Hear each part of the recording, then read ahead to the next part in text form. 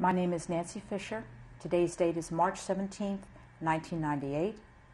I'm here to interview the survivor, Anya Jolson, birth name Kotkowska, in her home in New York City, USA. The language of this interview is English.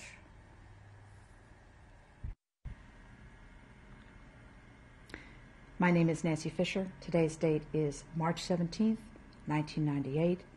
I'm here to interview the survivor, Anya Jolson, birth name Kotkowska, in her home in New York City, USA. New York City, USA. The language of this interview is English.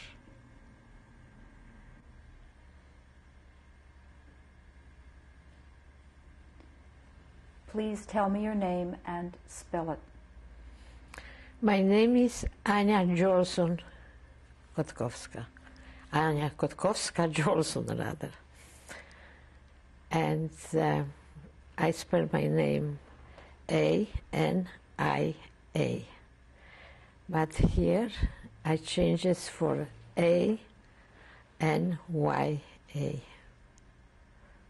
And how do you spell Jolson? J-O-L-S-O-N. Kotkowska, K-O-T-K-O-W-S-K-I.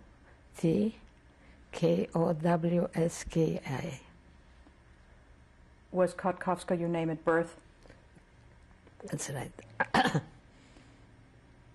When were you born?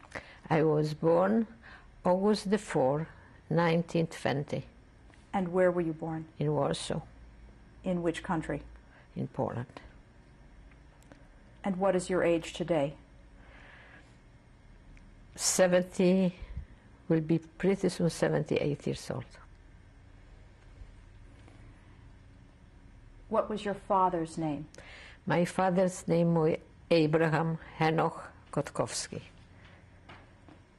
And your mother's name? Anya Kotkowska. What was her maiden name? Marmalstein.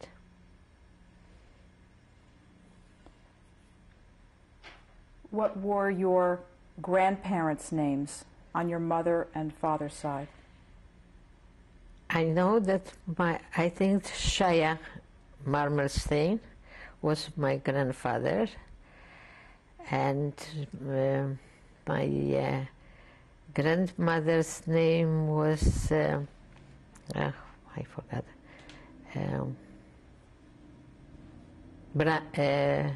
Brandla Marmalstein.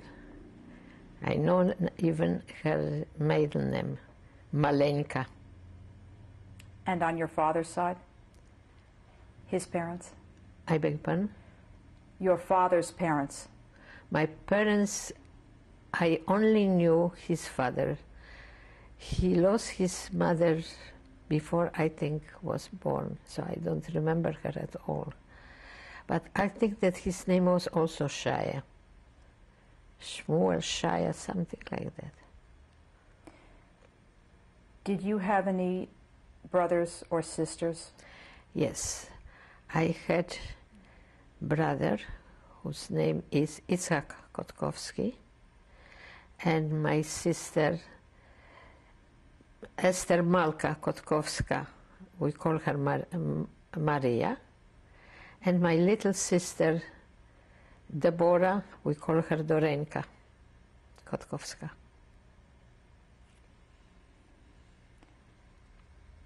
Do you know how your parents met? Yes, I know quite well. My sister was 9 years old when I was born, and was bothering me very much that my mother was just married and I had a sister 9 years old.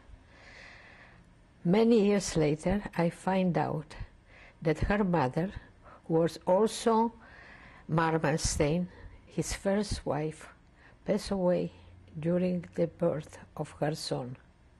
Their son passed away, and she after it, and remained this daughter of my father and my aunt Zom, because her mother was my mother's sister. And after, I don't know how long after her death, my father married my mother. So my sister, my older sister, was really my stepsister. I find out about that when I was 16 years old. I was wonder, but I never asked question, till my sister left for Mexico, and I found out a picture of my father with another woman, not my mother, and I asked question. Since I still have my mother and my relative, I ask question, and then I find out about the whole story. But we were very, very close family, and never came out to our mind that Marisha, my older sister, is not my real sister.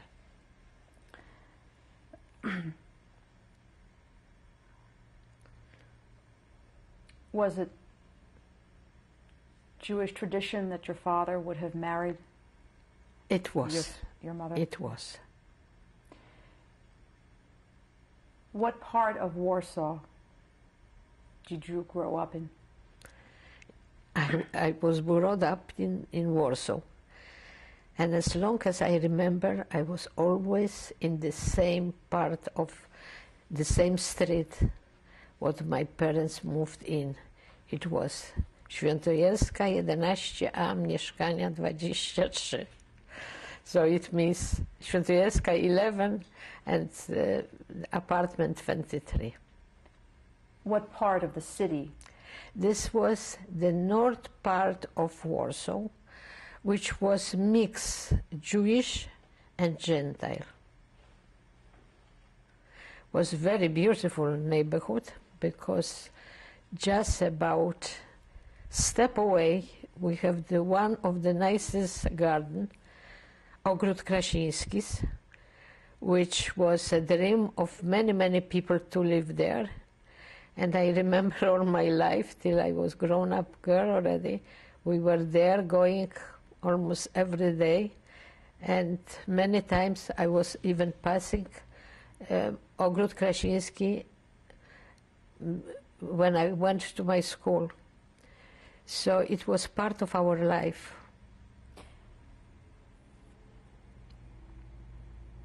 Did you grow up in an apartment or a house?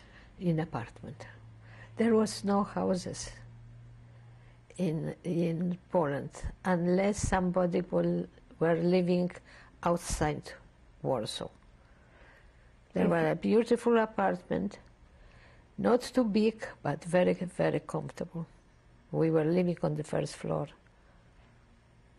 If you and I were standing in front of this apartment house, what would we see? As a matter of fact, I saw the entrance of the street, and when I look at the window, I knew right away who is coming to my home or who are coming to my neighbors. It was very desirable because there was no secret. We always knew who is coming to our neighbors and who is coming to us. How many floors did the building have? The floor had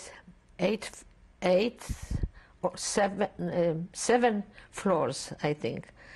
It was very beautiful building in two courts. The first one was as tall as the second one, but the second where we live were more open.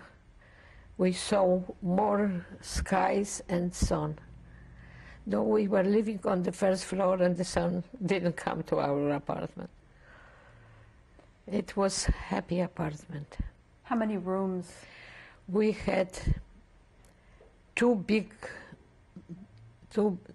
bedrooms and a dining room and a kitchen and a tremendous hall. Bath, which is very unique in this time, and toilet, separate, which was also very unique. How did the family get water in the apartment? Water? Yes. There was a lot of water, and gas, and electricity, and water, and the most important, bath and toilet, which very many beautiful buildings didn't have it.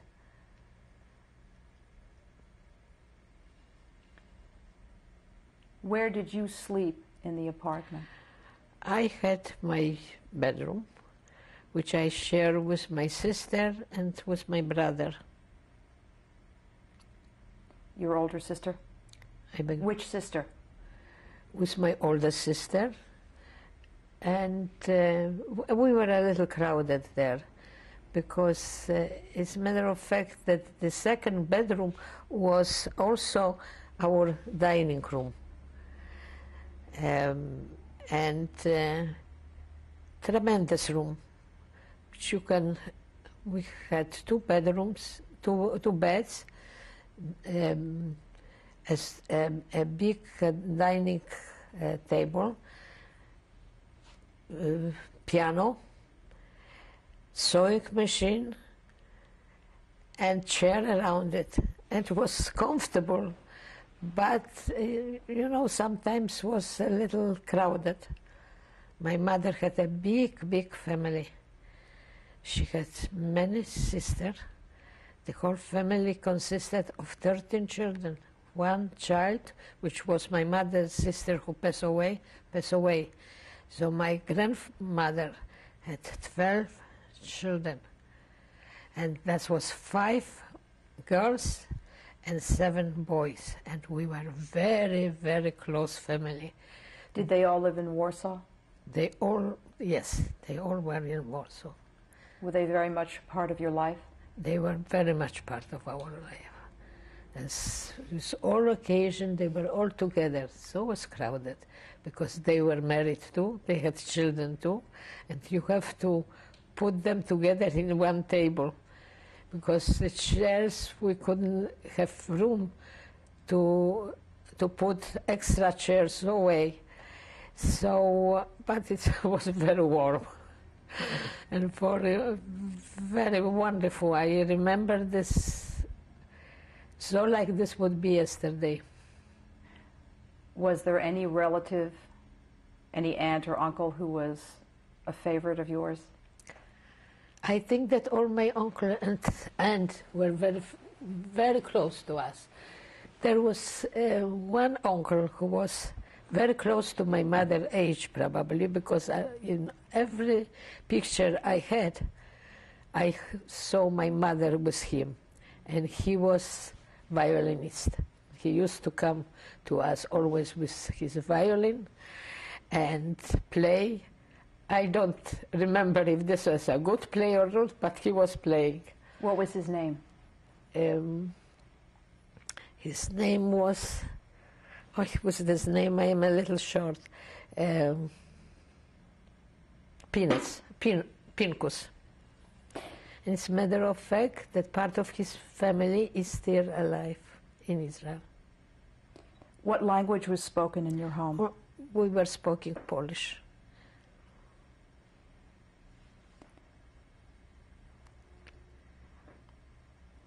Where did your family go to buy food? You know, this in our neighborhood we had a small stores where you could buy almost everything which is needed for food. There was special places where you could buy meat because we were kosher. And I don't even remember where my mother used to buy kosher. I wasn't interested in this respect. But I know that, for example, to get bread or sugar or salt, we had right next to our apartment house, a little store.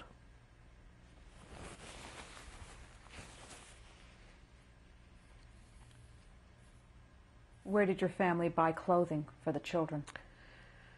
The clothing, we didn't buy clothing. The clothing was made to order, and they were dressmakers who are sewing for us. I don't remember ever as long as I was in Poland, that my mother bought me a dress.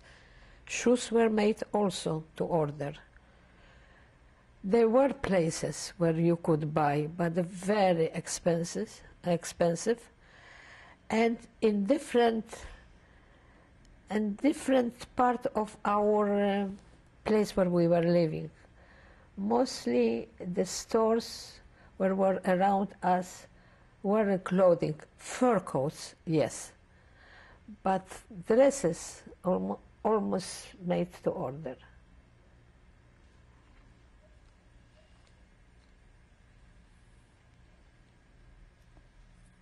What was the currency in Poland? Zloty.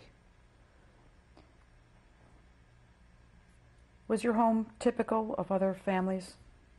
Was your economic status typical of other Jewish families? Not typical. We were above the typical. Unfortunately, for the Jews were very poor. And I would consider that we were living in luxury to compare with others. Naturally, there were people who were living more luxurious than we did, but I consider myself living in a luxury. We had beautiful apartment. We live in nice neighborhood. We have water, and this was considered luxury, and we had piano, which is also tremendous luxury there, in a nice neighborhood. So I would say that I was living in luxury. Who played the piano? My sister. My sister, since she was 9 years old. Later on, I find out that the wish of my aunt, her mother, when she passed away, probably she didn't die suddenly, but to continue my sister's education in music. She was very gifted. She finished Conservatorium, Warsaw Conservatorium in 1936 with the highest reward, and she was so good that they promised her a job in Polish radio. When she finished with the highest, I remember her professor,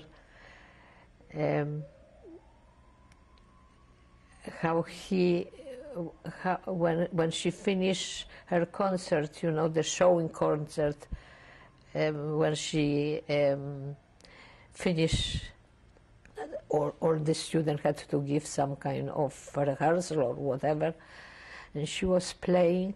I never forget this as long as I will live. And after this, she got this proposition to her professor was Professor Leffert. I never forget the proposition. After the proposition, when she got this proposition, rather, that she will be playing in Polish radio. And I never forget how this was after a few months when she had to give some, some kind of about her life and about her how you call this summary of her life, and she among them put the religions, and she put Jewish. That was Shoah Vyznanie. And 10 days later, she was rejected. She wanted to commit suicide. And this was the time when she decided to go to Mexico, to leave Poland. And this was a very important part of my life.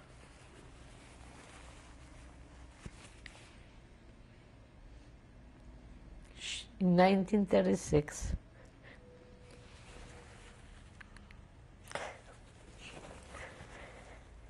My little sister was born.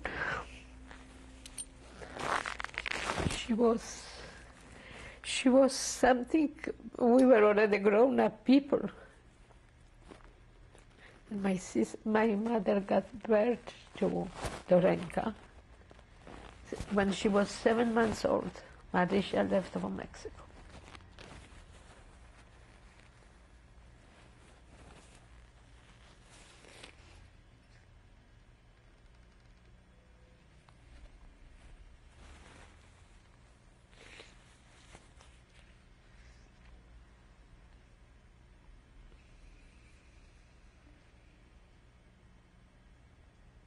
What was it like in the family once this young child was there? Very happy life I had. Extremely happy life. I have the most fantastic mother. When I talk about her, I cannot stop talking because she was the star of my life. Would you describe her? She was everything what human being was wishing for. She was extremely intelligent person and in this time very well educated. She spoke 3 languages perfect. She finished gymnasium, which my sister went to. She was the first student in Gymnasium Mirlasova.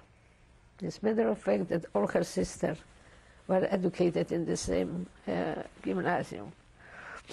Unfortunately, maybe fortunately, I didn't went to the same gymnasium. I went to Hebrew gymnasium. But there was so much life in our home, so much culture in our home, so much music in our home.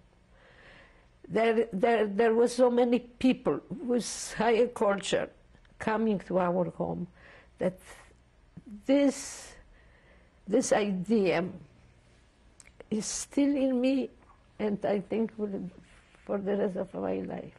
I never, my background, I own to my mother. My father was a very honest person, extremely handsome person, but more business-like, and he tried his way to give us everything, but this wasn't the cultural way. He gave money, and we weren't too rich, but yet we were quite comfortable people. Music, theater, movie, this time movie were very unique, was the most important, I am not talking about books, was the most important part of our life. And not only for me, but naturally for my sister who was 16 years older than me, excuse me, I am mistaken, about 10 years older than me. The people who used to come to our home, the musician who used to come, my sister should accompany as well, were the greatest artists which Poland really created. And I remember, for example, as a little girl, my sister used to take me to Philharmonia. I was already in music. We couldn't afford to pay ticket. Maybe we could, but there was no ticket available.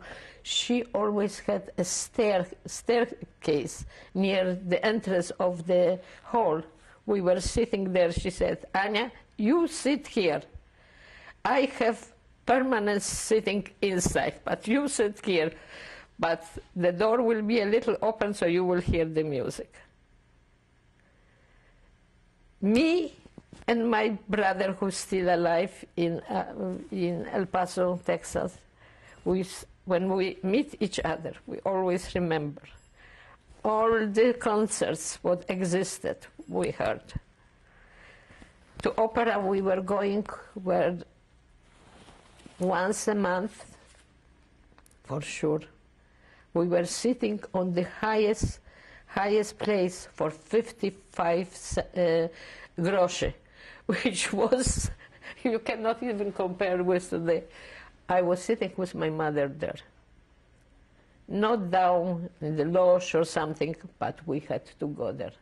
Polish theater, I don't remember ever miss any play. We were very rich in this respect. And I miss it so very much here in the United States that you have no idea. It was completely different way. The culture was so deep in our being, which I miss very much. Unfortunately, I cannot. Here everything is so very expensive. When you go over there, was free for everybody. You didn't sit in the parterre or the loge, but you sit there, but everybody could afford.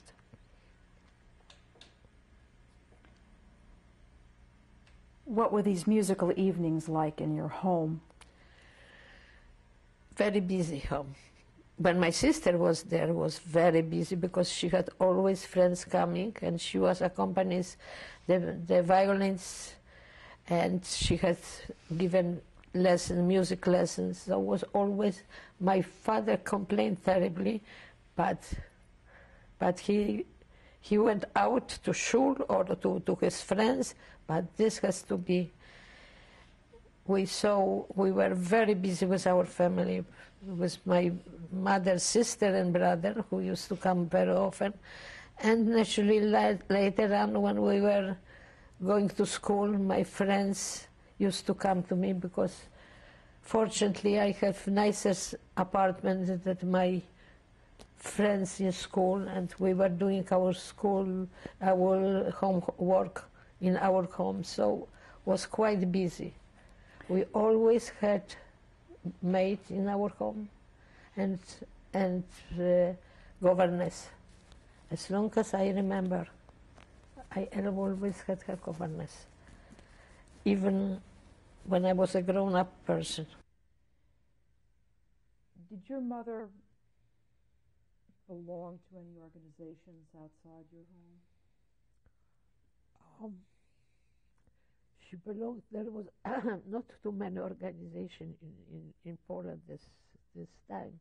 First of all, Israel didn't exist, only the idea of having a country for our own. But she belongs to Ort, and she was preparing herself, since all the clothes had to be made, so she took courses in sewing. We had a sewing machine, so she was sewing for us, for me and for my sister, and for herself. And she was quite a good one in this. There was, you see, I went to Hebrew Gymnasium, and this time already the idea of Zionism came out very openly. We were dreaming about having our own country, and my gymnasium was one of the first one who introduced this. There was many Hebrew gymnasium, men gymnasium, because I went to girls gymnasium Yehudia, which are girls gymnasium, but Chinuch, Laur, Askola, and Krinsky, they were also Hebrew, partly Hebrew gymnasium, but I don't believe that idea of Zionism was as strong as our gymnasium. For example, in our classroom, there was always a picture of the president of Poland and Bialik. Bialik was then a very, very famous writer who introduced idea of Zionism to a young people and so forth, and we cherish this man. And I remember Bialik coming to our school. I don't remember, I was in 3rd or 4th grade, and it was something very unique. And our idea of our school was naturally that after finishing gymnasium to go to Palestine. And because of this idea, quite a few of my friends, older than me, went to Palestine, and they became very famous people in Palestine. One of my friends was a secretary of Mrs. Golda Meir. And they survived naturally. So when I came first time to Israel, and they, you know, usually they used to put name who arrived to Israel many years ago, when Israel wasn't yet Israel as a country, that Anya Jolson, Anya Kotkowska Jolson came to. So I got so many calls and letters, because I also wrote where I am staying, that I couldn't even recognize these friends who came to see me, but they knew me. I said from Yehudia. So they knew right away that that is from their school, from their gymnasium. Who were your teachers? I have many teachers, but the most wonderful teacher who became very rich, very famous here, is Emanuel Ringelblum. He was my teacher, history teacher, and we love him. And unfortunately, he perished in such a terrible, tragic. He was very close with us. There is not the teacher. The teacher-student relationship was completely different than this. We were like one big family. If somebody needed help or somebody needed something, they always could turn into the teacher to ask, and they helped them with idea what they learned, and some children couldn't understand. The teacher used to call them up to come to their home. It was very unique in this respect. And I felt in my gymnasium like being privileged to be there. What were your other subjects that you studied there? There was no subject there. There was Polish, there was French, there was Latin, there was Hebrew, there was mathematics, there was physics, there was gymnastics. What else we have? There was not. The gymnasium, I think, was completely different. For example, we were from 8 o'clock from school, in school till about 3 o'clock, and every hour there was another subject and different teacher. The teachers were all Jewish, very educated, mostly women. 2 men were Professor Kaplan, which was teaching us mathematics, and history Professor Ringelblum, which was the most fantastic person ever. And a great Zionist. He was Zionist, but you know, a little lefty, but extremely bright. Would you please tell me a little bit about your father and what he did? My father had a business on Nalewki 20, and he was selling, I don't know how in English you will say, you know, cutlery, yes? And very particular. His store looked like like no, like a box, and whoever came here, they knew that when they are coming to my father, he will find exactly what they wanted. Very particular, maybe even too much, because if somebody was messing something, he was very angry. And he was doing quite well in the beginning. Then next door to him, his ex-partner opened a store, and they were not fighting physically, but one wanted my husband's customer and vice versa, and it was not a pleasant situation. But otherwise, he was quite successful. Not rich. We weren't rich people at all. We were comfortable people, but not rich. Did you ever spend any time in that store? Not too much. My brother used to come to help father, but I used to come very seldom. My mother, though, used to come when we went to school, and she has plenty of time to help him. She did help him. He has some man who was working as long as I remember. He left when the war started or something like that, a young fellow. What were the values that your father taught you? What values did your father teach you? My father was a rather religious person. He was so busy with his business, and he believed so much in my mother's way of being a teaching that he didn't take part of our education or something.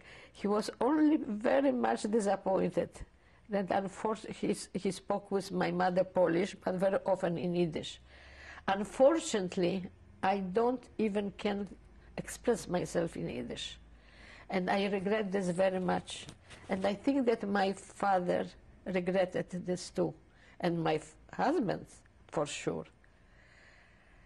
I don't know why this language didn't stick with me. Yet the language, Yiddish was spoken in our home. I was quite good once upon a time in Hebrew, but I also forgot it. If you are not using language, you are not good in it, and you forget. Did your family belong to a synagogue?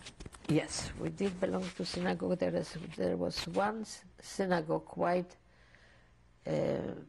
big to compare with the shtetl, not shtetl, how you use?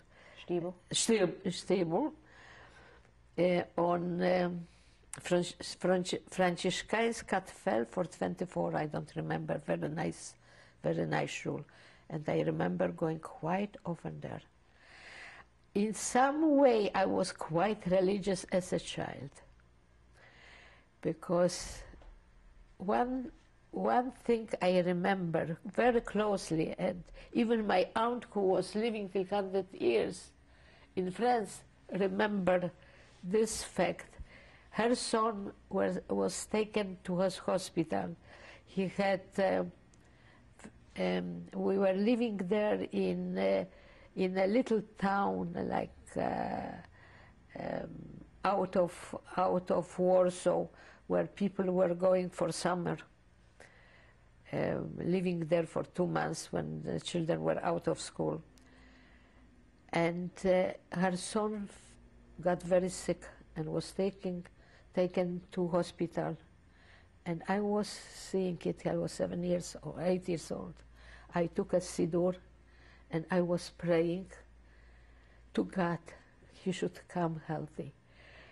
And you know, I remember this. I remember this very well, because we were very close family. And here, a child who he was, I think, my age or maybe younger or older, he was taken to hospital.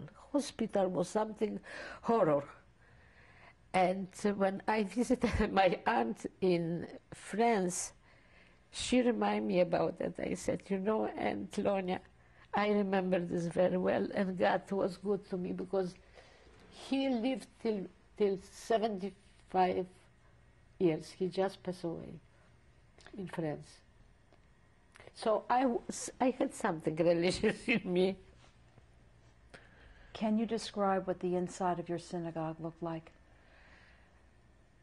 It was quite big, and there was you know, on the main floor there were men, and there was ark, and my father was sitting in the front of the ark.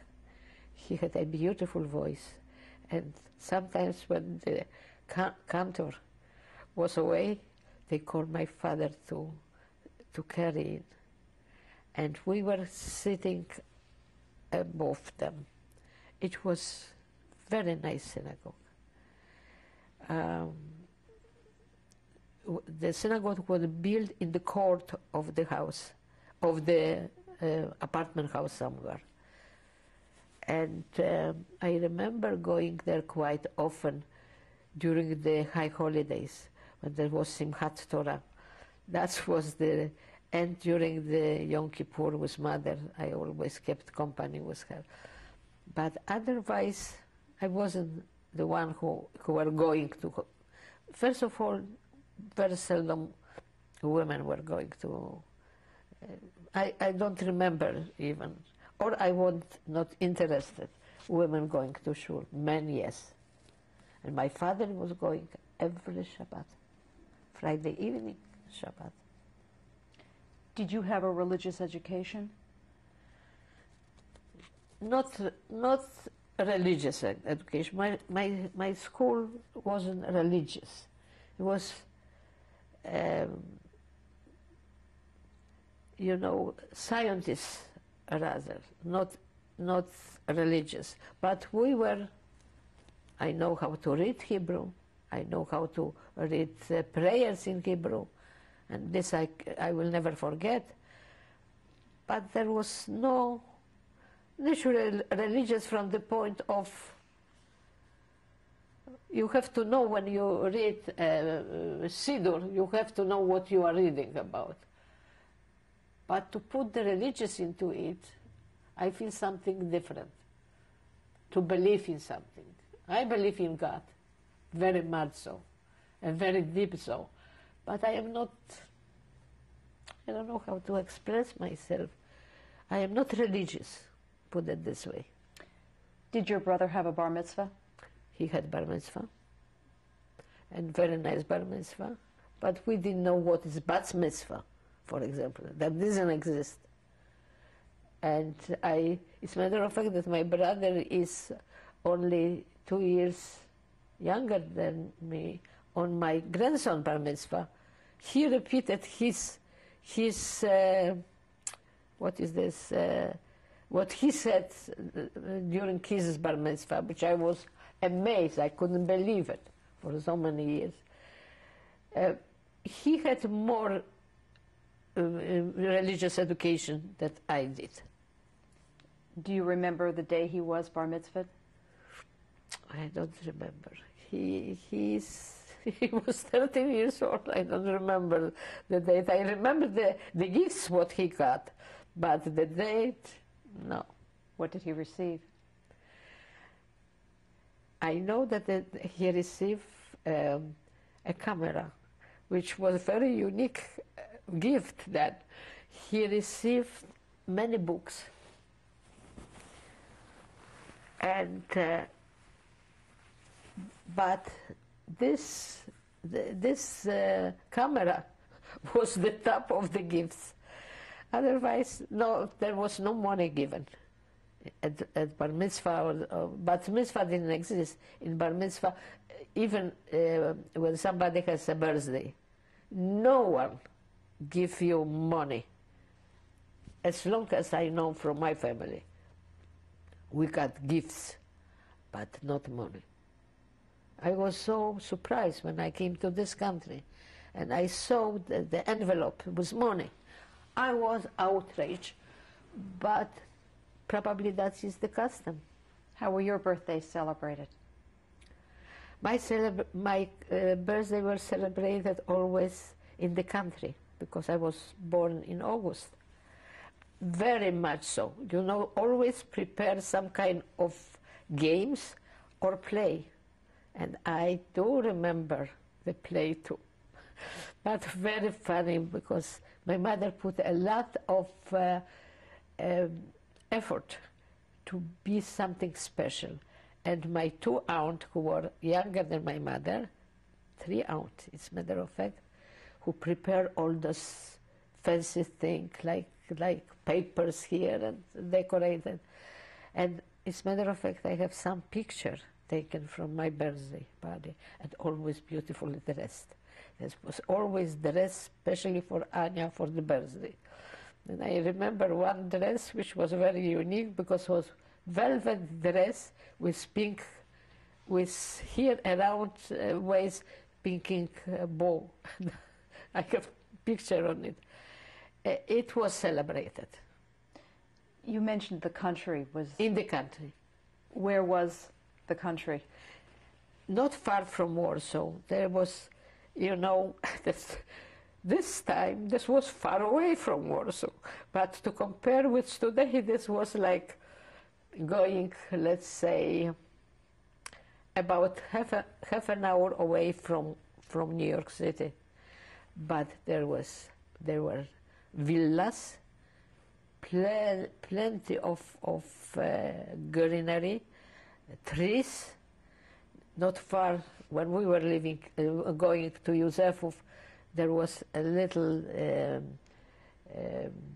like,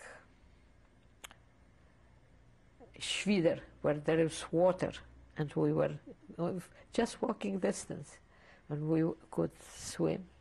How many months during the year would you spend there? We were staying there till the end of summer and were the beginning of school, because it was about 2 months.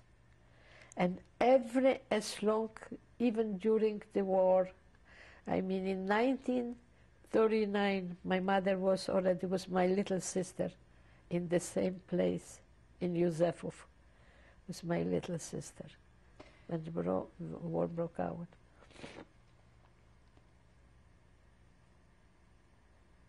I'd like to return to Warsaw and ask you a few more questions about your religious life. You mentioned that your father went to synagogue for the Sabbath. Did your family observe the Sabbath in your home? There was a Sabbath in our home, Friday evening. What was that like? First of all, this was always candles lit. I don't remember ever miss it. White, prepare gefilte fish, food. Our relatives used to come quite often to our Friday. But I must tell you, that maybe is secret not to tell about it, but I could write in Shabbat. My father never. He was the religious person in our home. I was not necessarily traveling on Shabbat. For example, every Shabbat we were going to my father, who was quite far away, living far away, and we were walking to him. We never traveled on Shabbat. In front of my father, I couldn't do it, I couldn't write, but my father didn't see. I had to do my homework, let's say. I couldn't do it on Shabbat. Who lit the candles?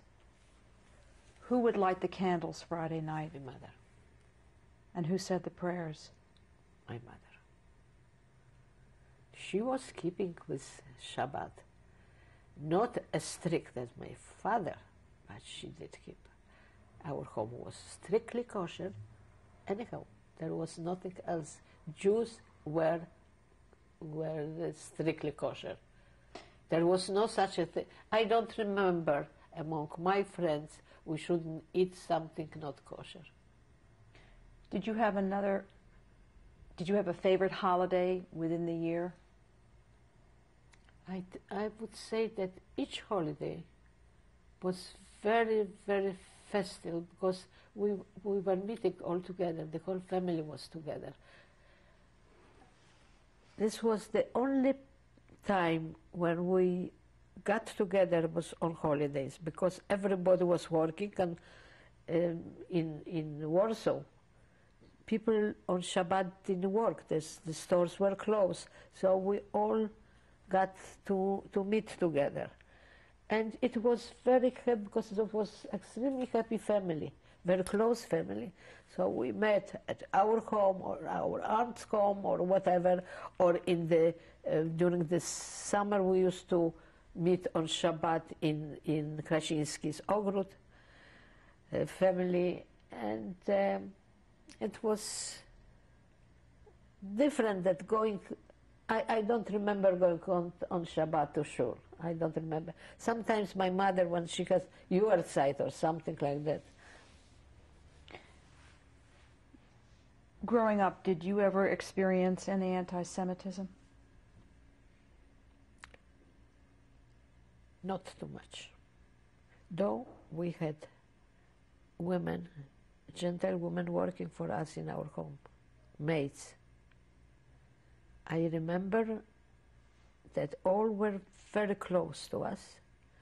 They adored my mother, and they were wonderful people. I know only that on certain holidays, my father wouldn't let us go out. For example,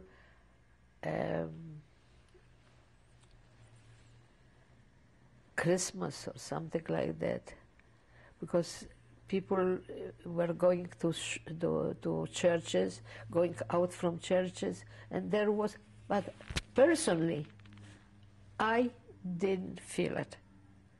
What was outside, I cannot tell you. I cannot tell you anything what I don't feel myself on my body. Because there was anti-Semitism, very much so.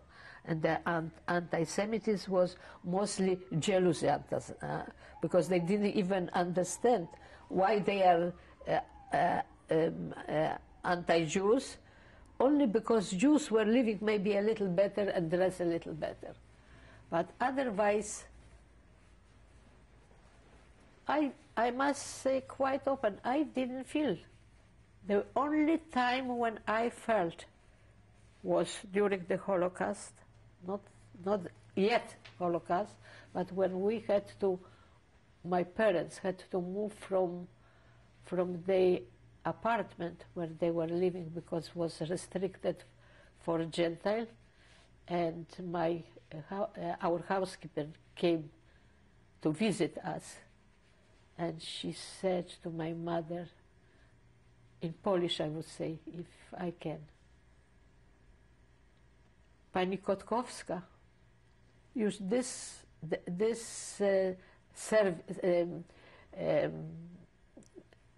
ten serwis, który pani teraz ma, Rosenthala, pani już nie będzie używała. It means that the setting of Rosenthal, what you have in your closet, you won't be able to use anymore. You are Jewish, you have to move out. And my mother looked at her and picked up the most fantastic dishes and was throwing out on the floor, one after another, one after. I never forget this sight. She was red and angry, and she was throwing. She said, now you can pick it up, that is yours. And that was the only, and this woman was working with us maybe 3 years. And she was very close with my little sister. When the war broke out, my sister was only 4 years old. And instead to say, Mrs. Kotkowska, I will take Dorenka. I know that it's a danger, and I will pick her, and I will keep her. She didn't say it, and that was the only time when I really felt anti-Semitism. And you know, this fact make me so, because, you know, from all my friends who were Gentile, I didn't have too many, but my sister had a lot of friends who were Gentile, came from conservatorium to her and so forth. The relationship subconsciously changed, but you know, we were already in the time of transit to go out from ghetto, so I don't even wanted to remember those people. There was only one man who was very close with my sister, who became very famous violinist in England, came to us, and he asked me if I want to go away from Poland. I never forget it. This was proposition. My sister was already away from Poland. I didn't want to leave my parents. I didn't even, because he was much older than I was. And he said, I am leaving Poland, though he was Gentile. So if you ask me the question, if I felt anti-Semitism, I didn't. My father probably did. When you graduated from gymnasium, what was the expectation for a woman at that time? What was she supposed to do next? You see, since my sister was away in Mexico, and she constantly, there was every week a letter from her. She wanted me very much to come to Mexico. My brother was ready to go, and he prepared himself by taking Spanish. He spoke Spanish quite well because right after she left, he knew that his dream is going to I didn't want to leave my parents unless my parents would decide, which they didn't decide. My father had a successful business. He wouldn't live for unknown. And my mother either. Our life was successful. Then the war came out. You know, the idea that there is going to be something very unique. I didn't know what war is. My mother and my father knew, because they went through the Second World War. And I was very happy. I was surrounded with beautiful people. I didn't want to take any studies. I wanted to be free for a year. And in this year, I spent in Druzgoniki the most fantastic summer I ever had. With my friends, with my boyfriend, whom I like very much, with partly his family, when that almost like a little crowd of very close people. And being there in August, something came to our. We didn't have radio. Radio was a very unique thing to have in Poland. Very few people had it. We had it, you know, on our, you know, not allowed, but on our ears. And my mother wrote to me, Anya, telephone was very difficult to get from Warsaw to Druzgoniki. It was near the Lithuania border. So she was writing to me almost every day, is something going on? Come home. And I didn't want to go home. I didn't even think about war. What is war? But finally, we decided to go, the whole group. I know that some of the people lost their luggages already because the train didn't go on time, and some people wanted not to come back to Poland, but they went to Lithuania. And somehow they knew that the first shock will be in Poland from German, not in Lithuania, but in Poland. So they ran, and some of the people who were there with me survived being in Litva, because part of them went through to Japan. I went back to Warsaw. I knew that the light is out already. The windows are covered with black sheets and paper or whatever, and there is darkness. We couldn't go out till 8 o'clock. There was the limit to go on the street. And exactly maybe 5 or a week or 10 days, the war broke out. Because I came the last week of August, and September the 1st, the war broke out. You know, when I didn't remember being afraid. I didn't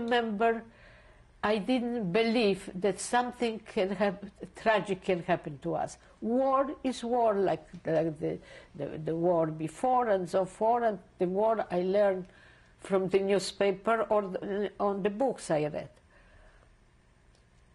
And there suddenly the signals, woo-ah, and nadchodzi, and it means it's coming, so the plane are coming.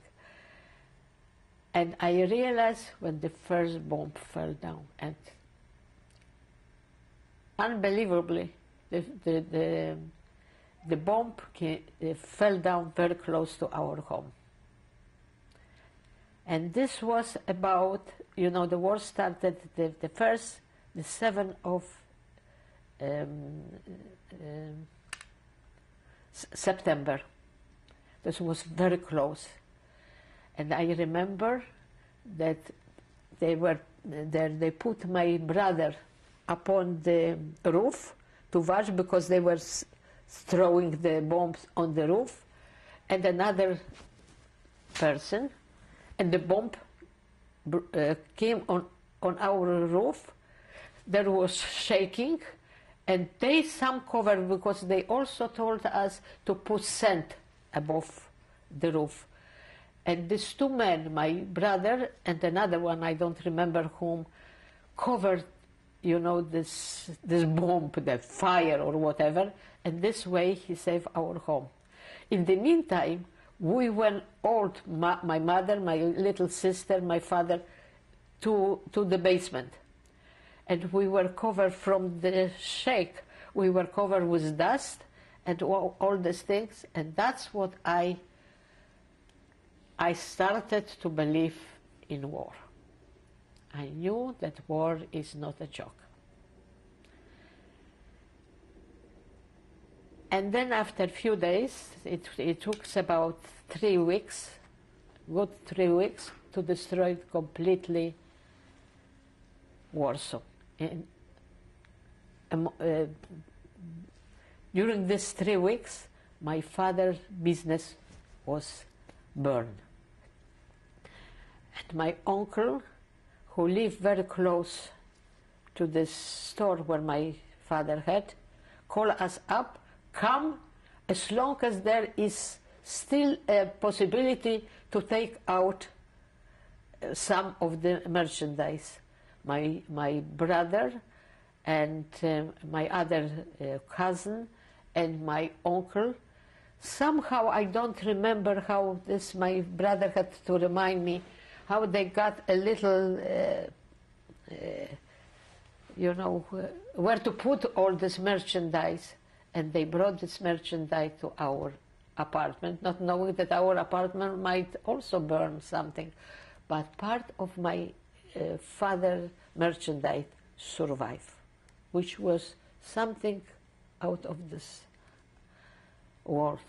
It was lack of lucks, because about 3 hours later was completely done. And I had a boyfriend who was living just next to my father's place where he had his business, and they had business also in the same place where they were living. Everything was burned. And he came, ran to me, and he said, we lost everything. We're very rich people. What they were wearing, they were saved. Nothing. And he said, look, how lucky you are that your father at least got something. My father wasn't too satisfied. He wanted everything to be saved. But thank God for this. Our apartment, by some tremendous luck, survived. Was never destroyed after this one, what I told you before, that was saved by my brother and another man. We had roof over our house.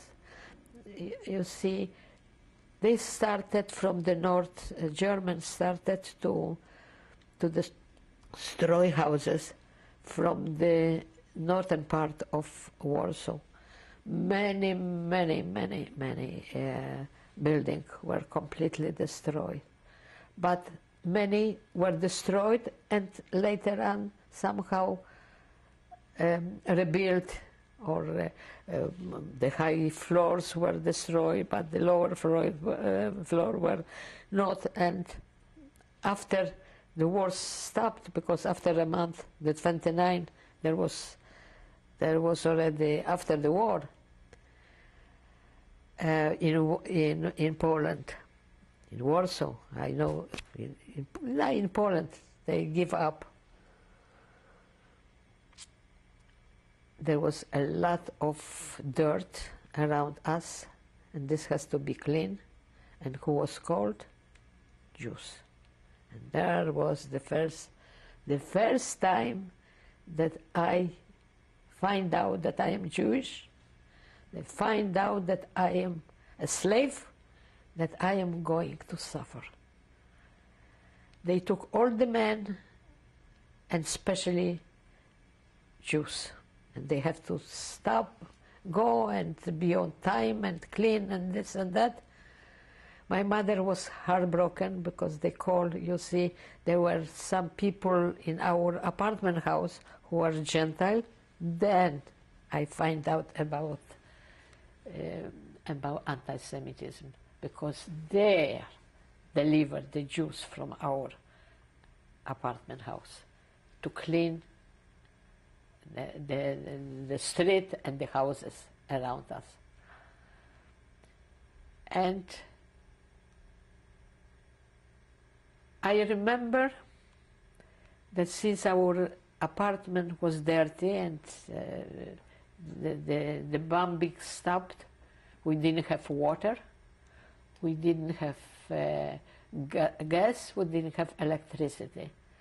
And we were living not far from Vistula. Vistula is the river which was going through, divided Warsaw from other part of Warsaw, which was called Praga.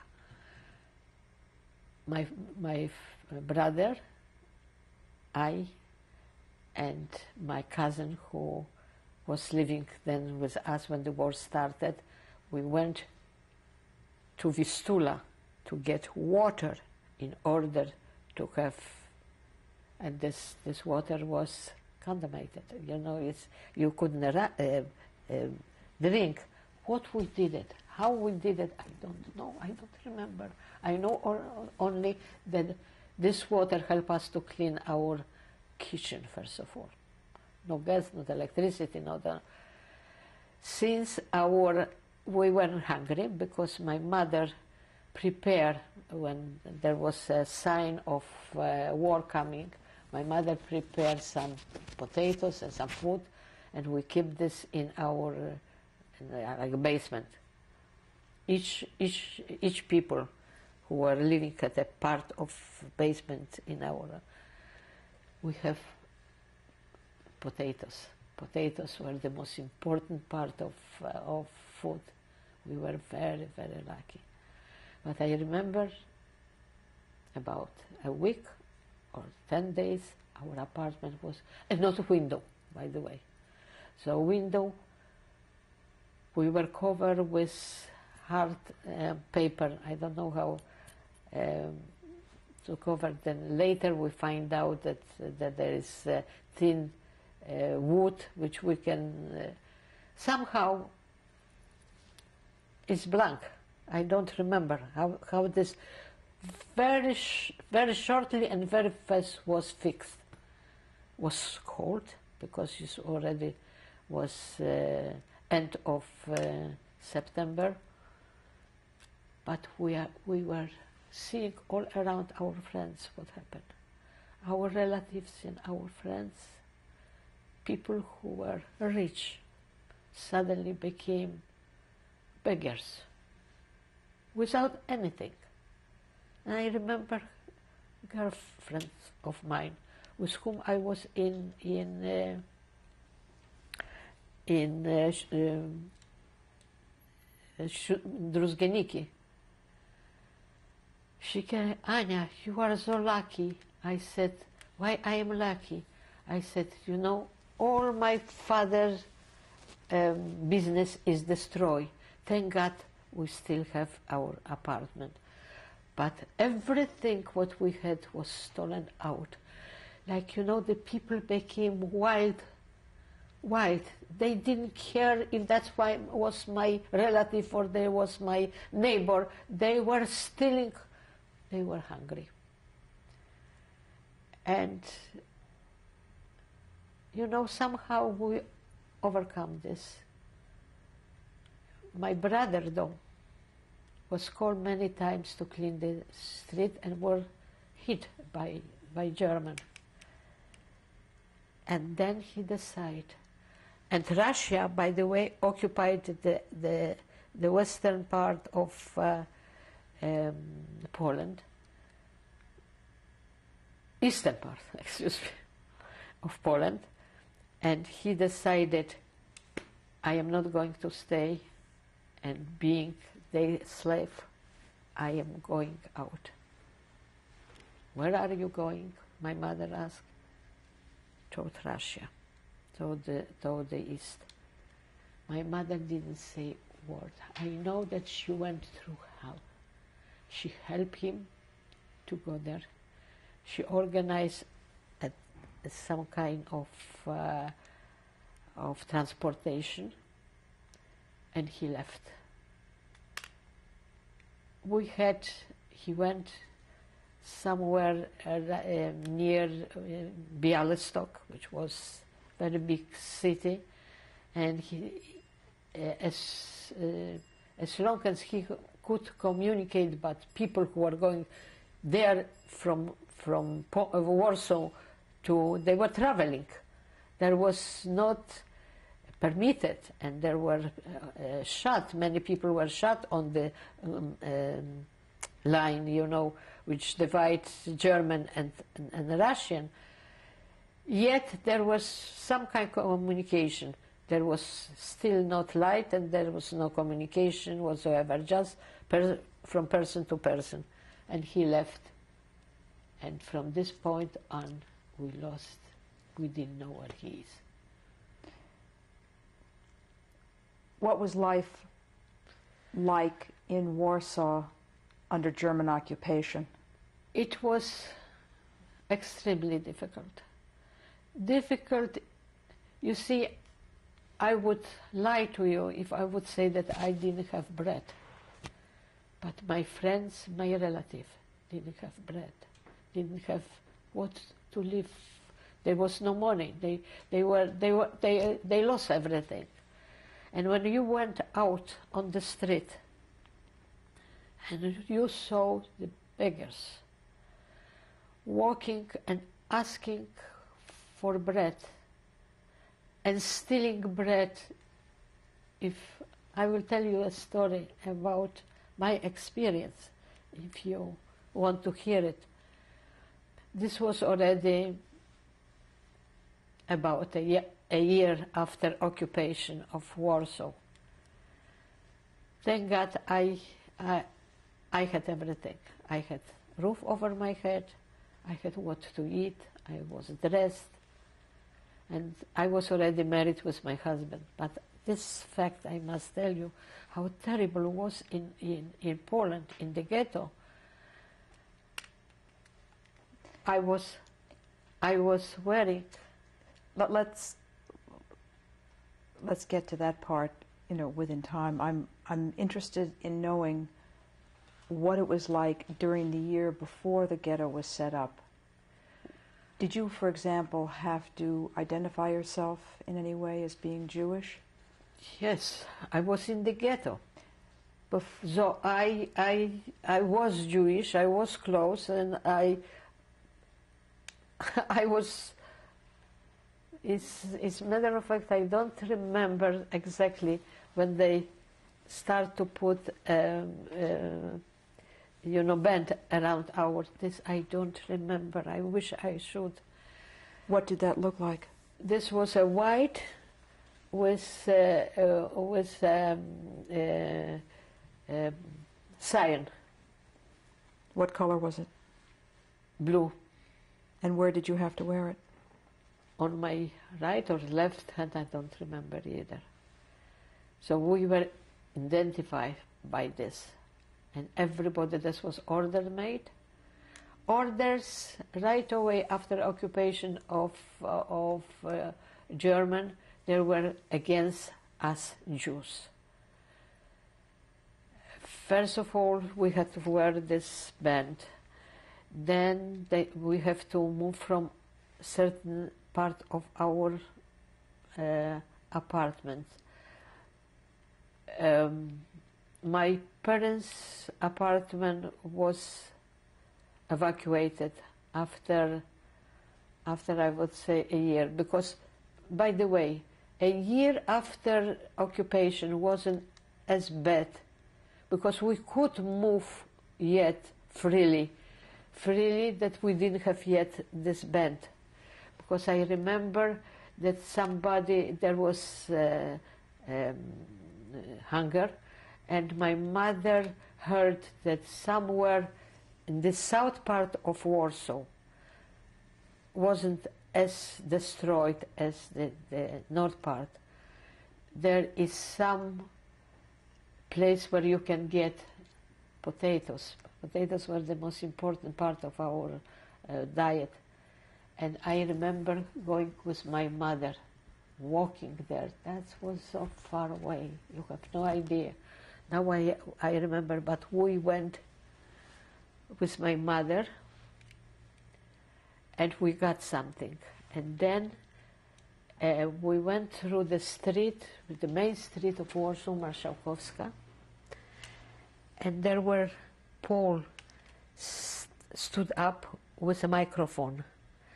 And we heard that Hitler is coming to Warsaw, and he is going to talk. I was with my mother. My mother spoke very well German. And we stopped just before our home and hear the voice of Hitler. And she, in German. My mother knows German. She said, Anya, this is in, and I never forget it. This is end of our life already. First of all, he said that all the Jews had to disappear.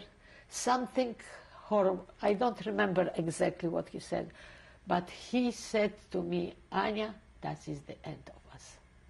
And I am so very glad that Ijo left, my brother. And we came with this little thing home. We had, it took about another half a year till they started to move people out from the houses, mostly from the part of Warsaw which was occupied mostly by Jews. in the meantime, before this happened, I met my husband and I got married. And at my wedding, there was quite a few people from my family who still survive, and my friends from school. One is a witness to my wedding who is still alive. And the same day when we were married, the first Jewish tramway car with yellow sign was started to run the Warsaw. Ghetto wasn't yet divided, but there was already a plan how to divide, and we knew about it because everything under the underground Jewish underground work very hard, and this you can easily find in my Professor Ringelblum book. Day by day, day by day. I don't remember because I was not so much interested in the whole thing. I was interested about my family and their well-being. How did you meet your husband during this year? I met at the house of my friends. They were my friends and they were his friends. By coincidence, I met them, and probably he fell in love with me. I don't know, because after 10 days or 2 weeks or 3 weeks, he asked me if I want to marry him. I said, that was the most fantastic proposition. And I married him the 29th of September 1940. So, where were you married in Warsaw? We were married in a rabbi's house.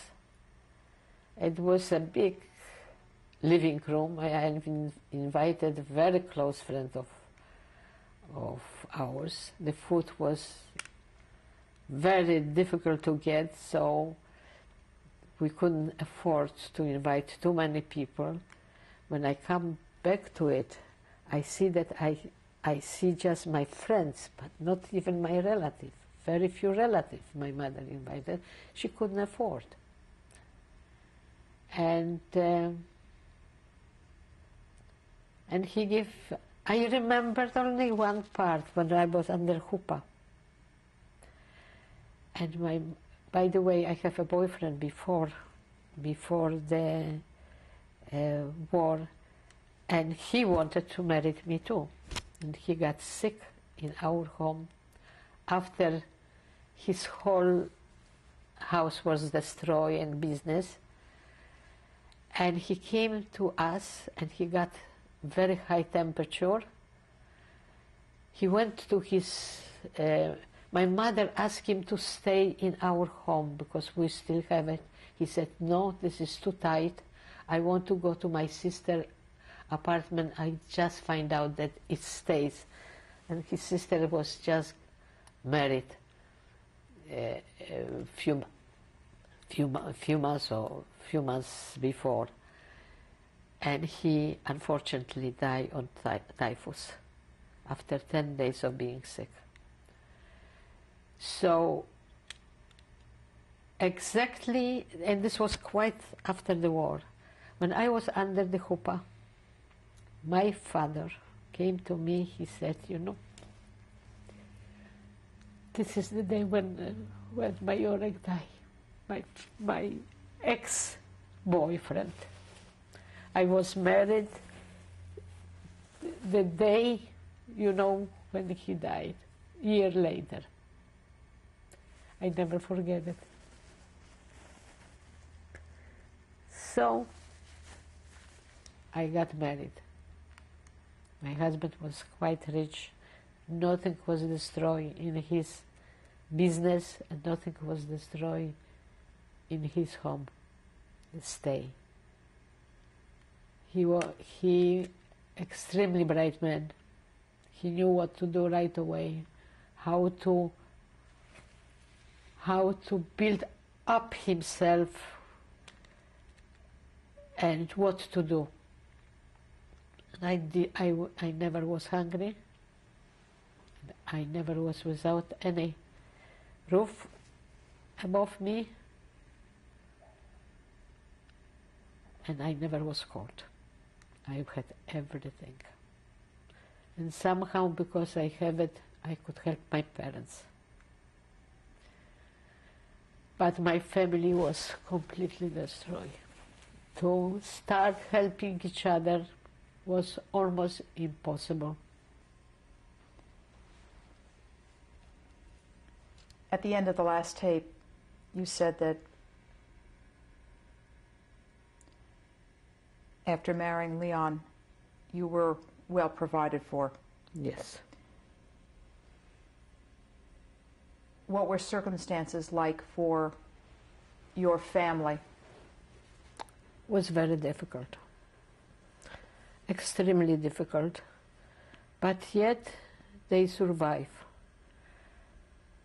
Because,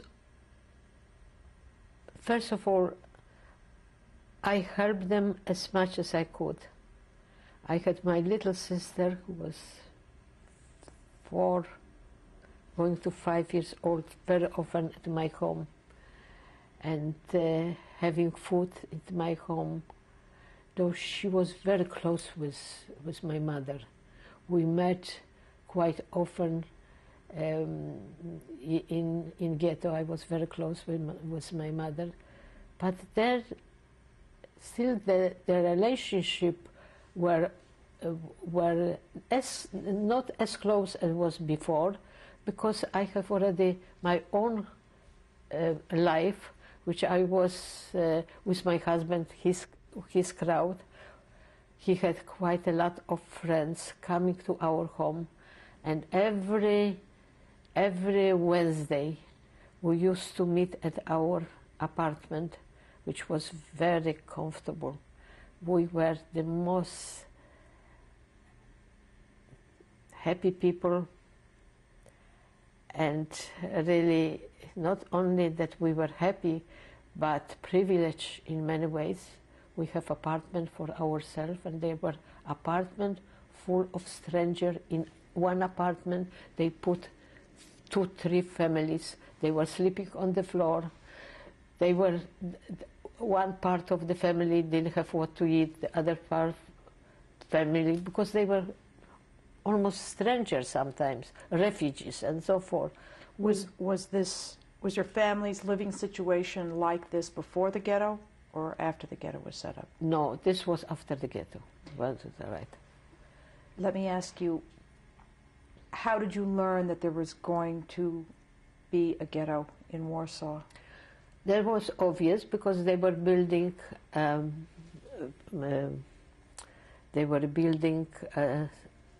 Like they separate us by building walls around our neighborhood, and the wall was very high.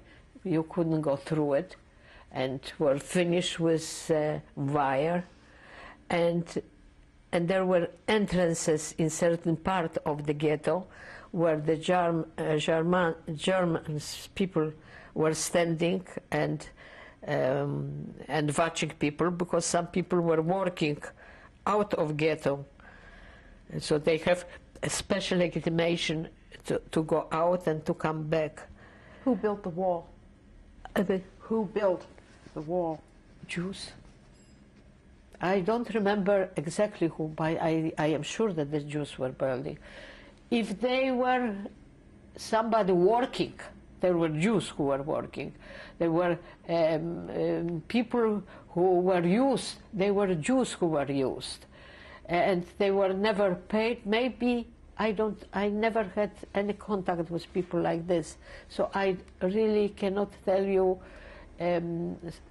for certain who built. But I am sure that whatever was needed to be done in ghetto or even outside the ghetto, they were calling on Jews. So, and Jews were very happy to get a job like this, because at least they used to get food. What kind of food and how? And also a way how to, for example, when they had to do something outside the ghetto, the people who were working, Jews, had a special legitimation, you know. So coming out, they were gentile who used to sell something to the Jews so they could come from the other side to ghetto with some bread or some butter or whatever, or sugar, whatever. But I am not so much into it to tell you the details because I wasn't up to it. You know, sometimes I said that I just lack myself not to see certain things, which now I regret very much because I can not even talk about that because I don't know. Was there ever a possibility of your family moving in with you and your husband? Could that have happened? Could happen, but not my parents and not my husband would like to be together with. I remember that his mother had to move from her apartment because but was very dangerous to live there, and she stayed with us. He was very annoyed with it. He wasn't used to live with anybody, but she stayed with us for a while. My mother had her own, and my parents had their own house. They were changing from one house to another and losing on their way all those things, but they were by themselves. I used to meet them or at my home. I never went to their apartment. I just couldn't. We met there were in Warsaw. There were quite a lot of gardens, and my little sister was playing with children over there who survived, and we met quite often with my mother. My father used to stay mostly at home because he still have some merchandise, because the merchandise was the most important part of his surviving. So the moment when somebody left apartment, somebody else came and stole whatever. You know, there was the most honest people, the most richest people were stealing. You never saw something like that. I remember walking out, you see, you could buy in certain places, in ghetto, bread, for example. And where do you keep bread? You don't keep inside. Some people did inside because they were afraid to. But I just couldn't believe that I can eat bread which is inside of me. So I had a bread in a package, and I always try to have some kind of paper bag. And I remember walking out from my house, having this bread under my packet, and I was attacked by a young fellow. And I turned about, and I almost fainted. My friend, with whom I finished school. Because, you know, before Matura, when you make this examination, there is so-called studniówka, 100 days before Matura. And I was dancing with him. Intelligent, bright, gorgeous boy, with his little brother. And I turn and we look, and our eyes met. He said, "I am sorry, Anya, please forgive me, I am hungry."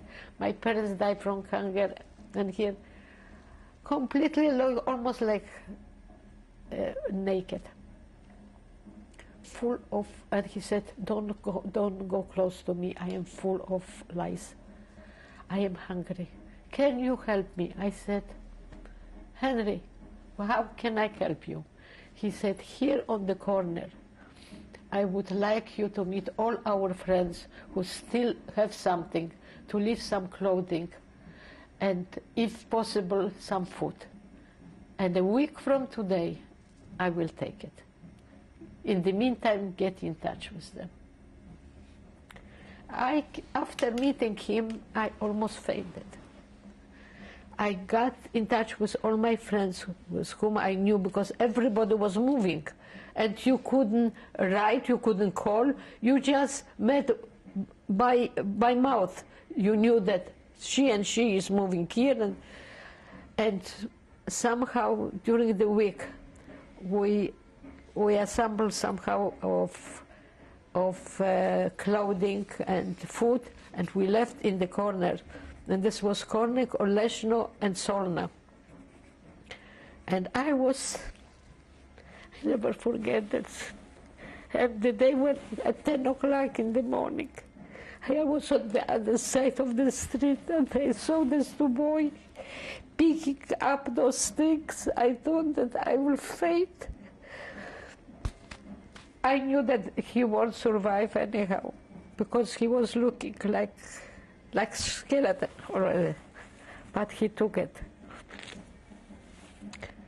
And this sight, I will never forget in my life. That was the most tragic sight I ever had during the ghetto time. And that's how you saw, after ghetto was closed, people were dying on the street. People who were up, who were 2 years before rich, having their own home, and that's like nobody cared, nobody paid any attention, because we didn't know if tomorrow we will be on the same place. And you know, this little things were going through, because there was no communication anymore. There was no train. The moment when they built the walls, there was no more tramway going through the stop. So there was rickshaws. Human beings were going on the rickshaws and picking up people who could afford it or who could walk or whatever. And this was something also very difficult to do, to even talk about it. Human being holding people in the rickshaws.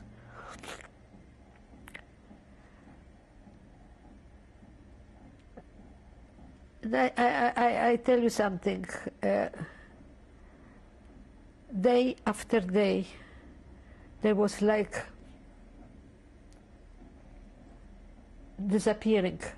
You know, the mood of the people change, and then suddenly one day you get up and you say that even the place where you ghetto has to be destroyed. Only people who are worker, who are who had the permit to work for German industry are able to be in ghetto and work in the shops. And here, Leon will tell you more details, because he was one of the creators of shops like that, and he was able to help his family by putting them into shop. I also work over there for a few months, 3 months maybe. It's a matter of fact that my mother also got a permit to work in one of the shop what he organized, Leon, and she was taking my little sister with her and keeping her among clothing which had to be sewn in a box for 6 hours or more. And this poor girl was shocking. But the people who work in the shops were also gentile, so they knew about it. And they brought some food and some cookies for her, and she was sitting and she couldn't open her mouth for 6 hours. Where did you work in the ghetto? I was working for very short in one of the shop where Leon organized, very shortly. And then he got very close with the head of a German, a head of this, he will tell you more details because I wasn't up to it even. And he once asked, who is this girl sewing on the machine? He meant me. I don't know why. And he said, you know, she is my wife. So he said to him, why is she here? Why is she not on the other side, German? Why don't you take her on the other side of the ghetto? And this somehow gave idea to me that I have a German, he's telling me that I might go there, but I wasn't sure yet. In the meantime, Leon makes some connection with outside people who, he will tell you the details, but I don't want to tell something which I don't really know. But he got for me a false paper, which I, by the way, have this phone carta. And I went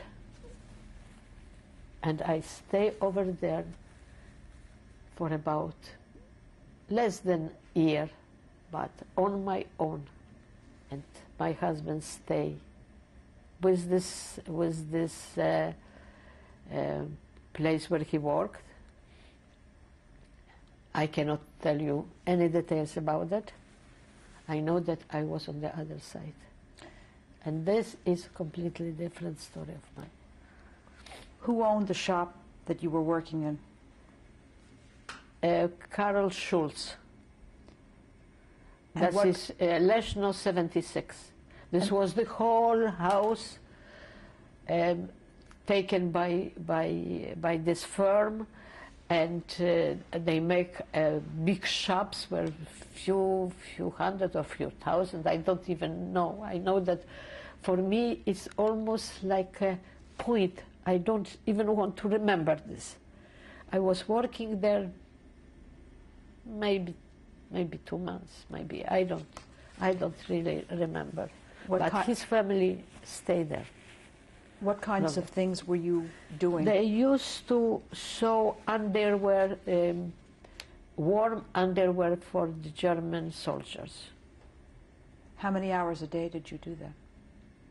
They were working from 8 o'clock in the morning. There was at 12 o'clock, half an hour, they were giving soup, and they were working till about 5 o'clock, and they left. But these people had a permit. And for this permit, for this piece of paper, they were giving diamonds to work over there, because when they show, let's say if a German stopped him, what are you doing on the street, or what are you doing here? When he showed that he works on this, he was relieved. So in this shop, there were people working who were very rich people who could afford to pay for the permit. So, because I was so trained to work as or many other people like me in the shop, like somebody else to fly on this, but I could afford to be there. My husband was a very important person there.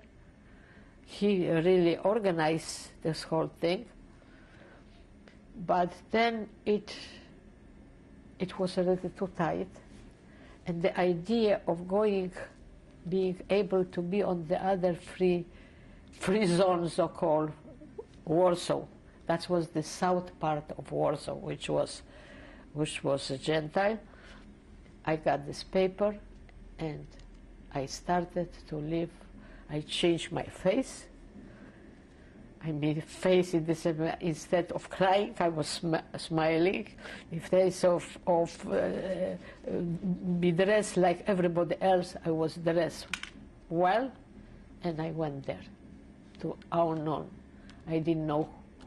And I didn't have too many people, gentile people, who would be my friend. Did you have a different name? Yes, and naturally I got a Ken Karta, which was something like today passport, and I went. I didn't know whom I am going to live with, whom I am going to meet, how I will take it. I didn't know. I knew just that I had God above me who will do whatever He wants to. I was very lucky. You know, my look is not typical Jewish. My Polish language is perfect. I wish my English would be like this. My behavior was very good. I was very well behaved, education ways and this ways, and I move differently.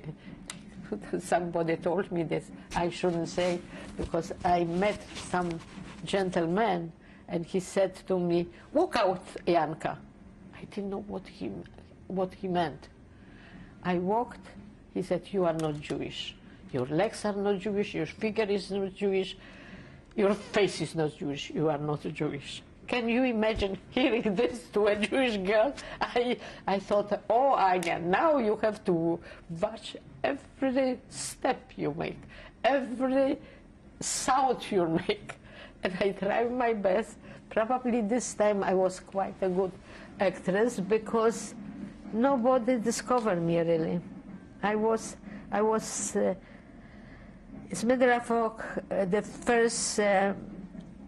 the first home what I have, I stayed this very shortly, but this landlady who gave me her apartment, I had to pay for it.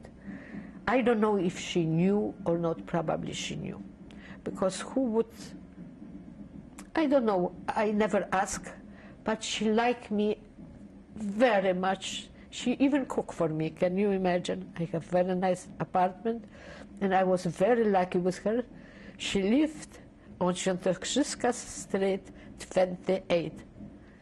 And I was there only, I don't know, maybe a month. And then another family moved. But this other family was so hysterical. They didn't look at all like Jews. They behaved not like Jews, you know, with this, but they were hysterical. And somehow, somebody above there were talking to me, "Anya, that is not a good place for you." And I told Leon, I have to change this place. And somehow, through somebody, I don't remember with whom, I got a place someplace else by Mrs. Mayevska. How were you able to communicate with your husband? I could, because he had a permit to go out. And I could send through the people who were working in the shop who were Gentile. And very honest people, I could meet them and write a little note to Leon, how, what, and what. And this was a very important moment in my hiding also. I went to this place, to Mrs. Mayevska, very far away from because Kotkowska Street was closer to ghetto than where I went later on, to Czerniakowska Street, to this Mrs. Mayevska. And she was living in a small house on the main floor, and she was sick. And she was lying in bed all the time. When I met her, she was in bed. Very elegant woman. And I find out later on when I met her and we start to talk, the moment when she saw me, Janeczka sit next to me. "You are my sunshine." Why? She just saw me. I didn't know about her, I didn't ask questions. She knew that I am Jewish. She knew. But she didn't mention it. And I knew that this woman is 100% honest. Somehow, I don't know why.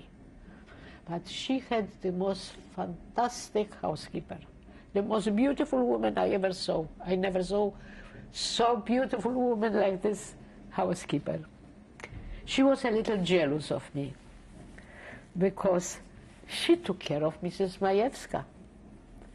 And Mayevska was, she had cancer of her breast, and over there was no cure.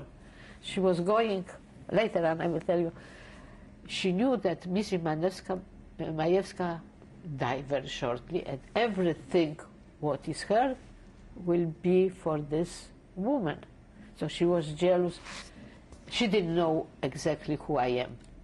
She maybe expected that is something what I am doing here, but she was nice. She loves me, Mrs. Mayevska, and somehow she loves me too. I don't know why, because the moment when I walked, she was jealous, I know, in many ways, that I was sitting with her and talking to her, and we were talking about Polish literature, about music, about this, and she was telling me about her husband who was taking to a camp because he was a high officer, Polish high officer. And I was very close with this other woman too. And I said, listen, I am not going to sit with Mrs. Mayevska. Let's sit together and eat breakfast, dinner, and together. And we got very close. This maid, gorgeous woman. Do you want What was your presenting story when you went to try to rent these rooms? She never asked me. This girl, Mrs. Mayevska, she knew about my husband. She knew about my family. I told her everything. Mrs. Mayevska knew exactly who I am. I tell you the funniest story. Then the doctor used to come, and I was her nurse. I was in a white uniform, young, maybe a little pretty or both. Never had makeup in my life, any time. But as you see me, and the doctor came, very famous doctor came to her. He looked at me, and I bet he recognized me. And you have to do an injection for the pain. And I didn't know how to make injection. This doctor taught me how to do it.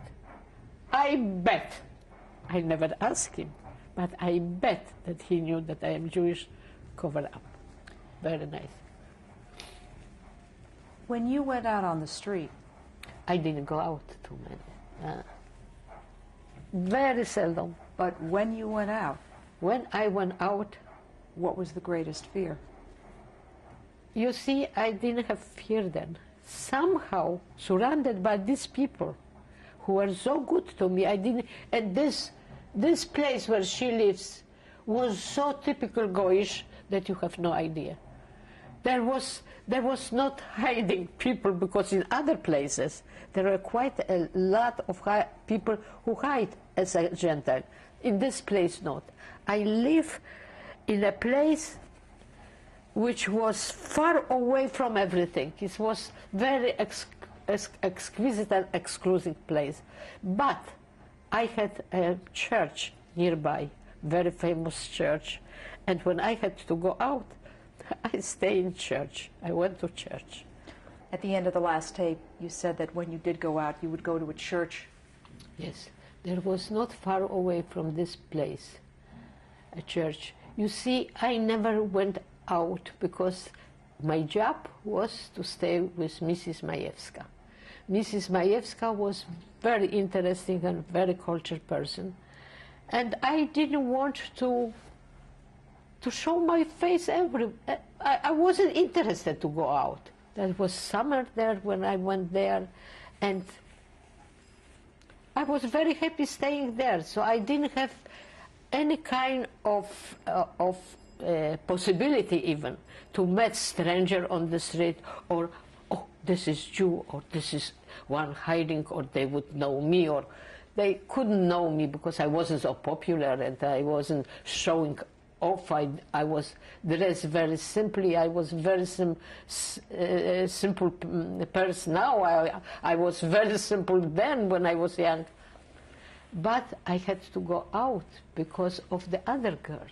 You see, she maybe was thinking that something is wrong, but she was charming. She was so good that you have no idea. I never was afraid of, put that this way, I never was afraid of this woman who was working for Mrs. Mayevska. May I ask you, what year are you talking about? This was 1942. I left, by the way, I forgot to mention to you, after I lost my mother and my sister, my little, and my father, I never had any connection already with my family. And I knew that that is the end of Jews. And there was one of the reason for me to away from ghetto too. This was just like signal, because after all, I could stay after my husband was by himself already. He has his family still working in this shop, but I didn't have anybody already to look for, to see, to talk to. Then was very, very strong desire for me to go out from there. What do you mean by losing your family? I had only my mother and my sisters, little sister, and my father. That was my family, because all the other family was lost already before. My uncle, my aunt, my cousins, or whatever. What I mean is, what happened to your family? What happened to your mother? I don't know. I know that this happened to them, what happened to all Jews. I couldn't find out where they go, how they were taken. I don't know till today what happened with them. I know that they were gone, that's all. But my father, my mother, and my sister still existed, still were there. They were working in my mother in the war. But the moment when they took her, they said, as a matter of fact, they put right side, left side, right side, and they put my mother and my little sister on the left, and that was the end. And I knew that I will never see them. Somehow my thoughts were that they will go, that they are gone. I didn't have what to stay in the ghetto, in this shop where my husband worked, and that was my decision and his decision, and he helped me a great deal with my decision to go. And the same way, he also prepared possibility, being me there for him in case he will have to leave, because everybody knew that there will be an end of it too. So coming back to this Mrs. Mayevska, because I cannot tell you anymore from the ghetto anymore. Did you see your mother and your sister and your father being taken away? I saw my mother taken away with my sister, and that was the end of my life even. Then I know that I lost everything. My father was taken away from the apartment when he was hiding, because he was hiding in the ghetto. When they took my mother and my sister, my husband went to tell this to my father, and he almost committed suicide. But the following day, he was taken. The whole area where he was hiding in ghetto was taken to the Treblinki. And from this moment on, I didn't know what happened, how happened. I knew that I have to live, that I have what to live, and I want to go on the other side, and there's this possibility. And Leon, my husband, give me the possibility, because he being able to contact Gentile people, he gave me the connection for me to be on this other side. I had paper prepared, and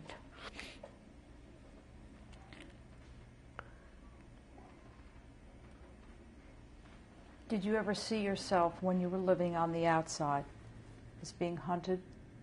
what? Did you ever see yourself or feel that you were being hunted? No, I never felt that I was hunted. I never felt that I was hunted. I was very much afraid. If I can tell you, I told you, I was never hungry, I never cold, and I never had, but I was afraid of every moment of my life. I was afraid, but I was not hunted. Nobody was running after me, nobody wanted to do me. Something in me was telling me to move from Kotkowska 28 with this old lady when I was living with for a month or 6 weeks. And it happens that she brought up some people over there. They were hysterical. And hysterical people I couldn't stand. I find out later on, quite long ago, later, that one of this girl who was about 15 or 17 years old, Gestapo came to this apartment where I was hiding, and I just, by some voice who told me to move out, walk out, that this girl jumped from the 5th floor and killed herself. Gestapo was coming today to this apartment. She was Jewish with her grandmother, hiding in the same apartment where I was. But you know, that was, you know what is in Yiddish, Beshayet? I had this feeling that I have to move there. I don't know where I am thinking today. I just said, listen, there was a strong thing above me which was telling me what to do and what not to do. And that's how how religious I was. That was my religious. I was hearing voices almost. I was hiding. I told you that I was going out. Sometimes I have to go out to show that after all I am not a slave. And where to go? The first thing was in my thought was to go to church.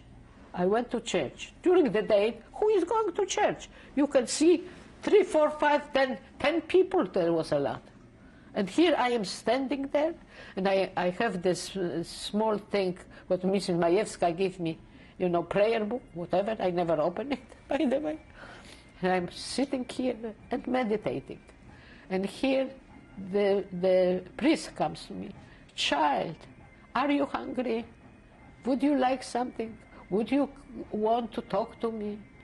I said, no, I am not hungry. I am just working for a sick person, and I want to. And by the way, I will be coming here just when be my day off or hour off. I will be here quite often. But tell me, are you hungry? I said, no, I am not hungry. I'm good. I am taking. I am good taken care of. So this was my place, which was really when I came to Warsaw after the war. That was the first place I went to. It still stayed there. I don't know if this priest is there, but.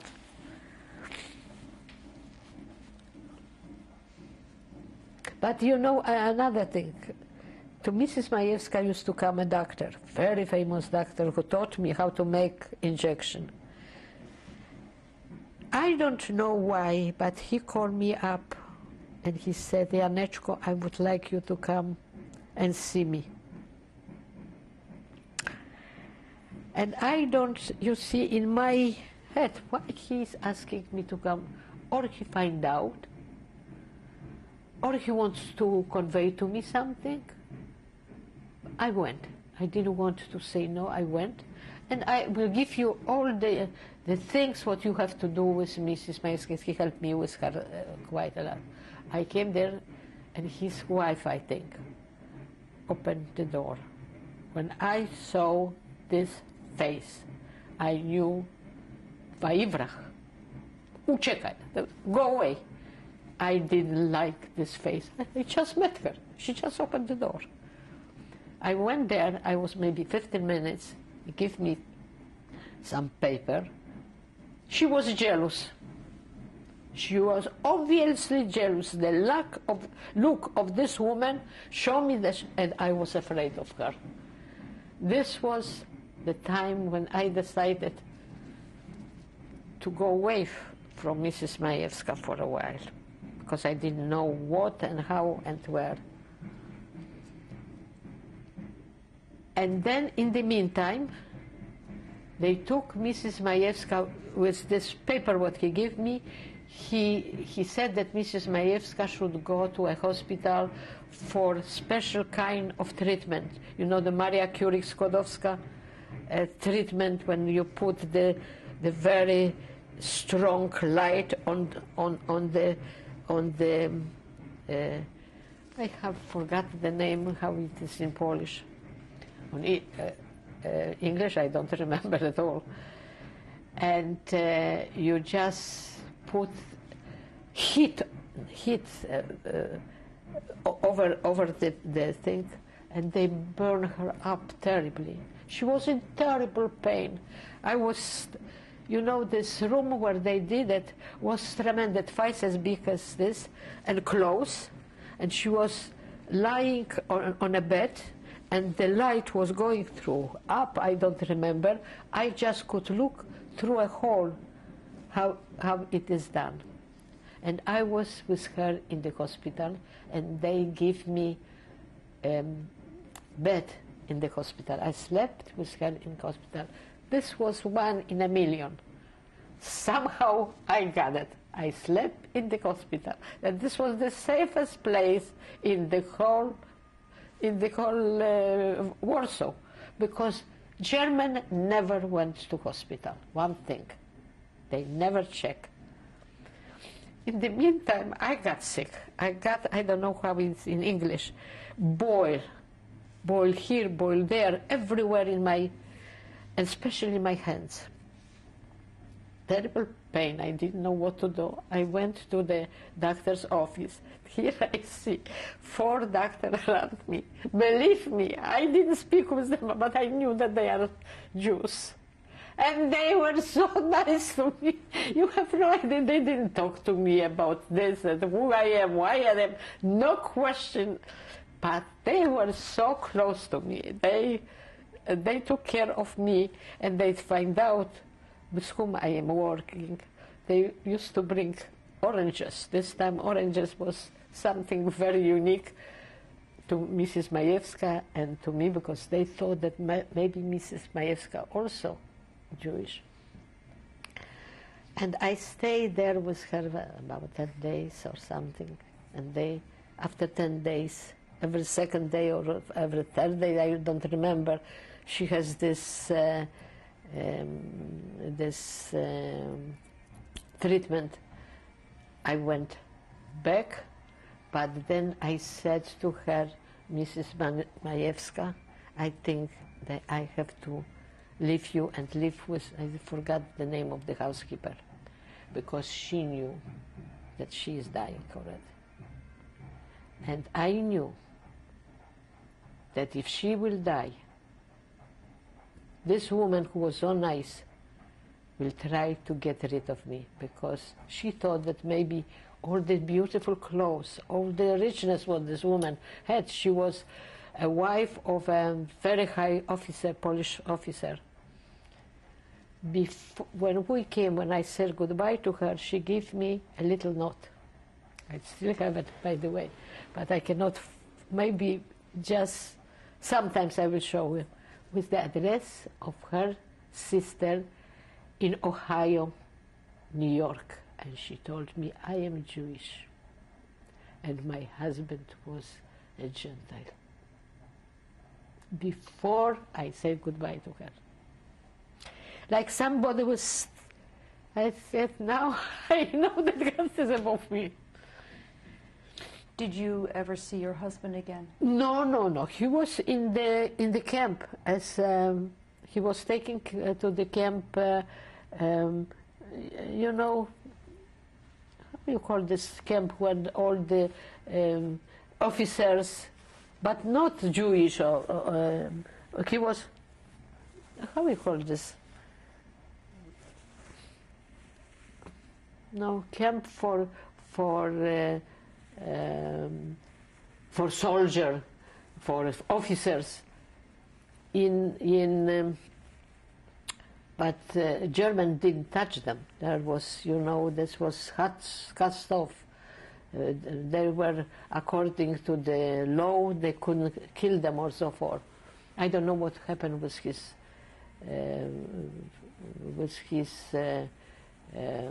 her husband.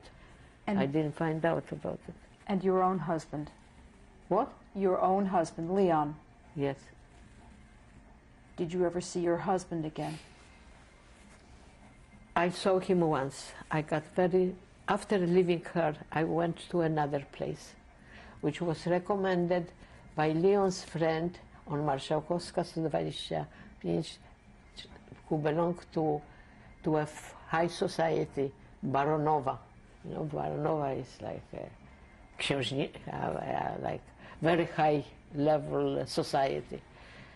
And I had my own room over there, but they were about 6 or 7 people living over there.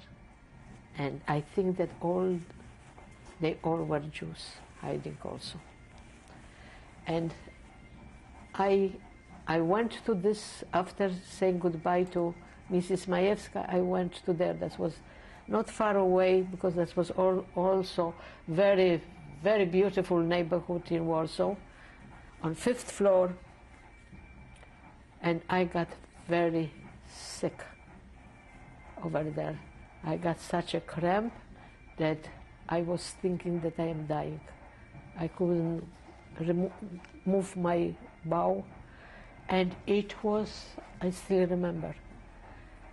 And Leon had connection with Gentile woman who was working in the shop where he was working, and through her I sent a note to Leon. Leon, if you want to see me still alive, please, and help me. And he came, really risked his life. He came to see me. I don't remember, but I think that I was out.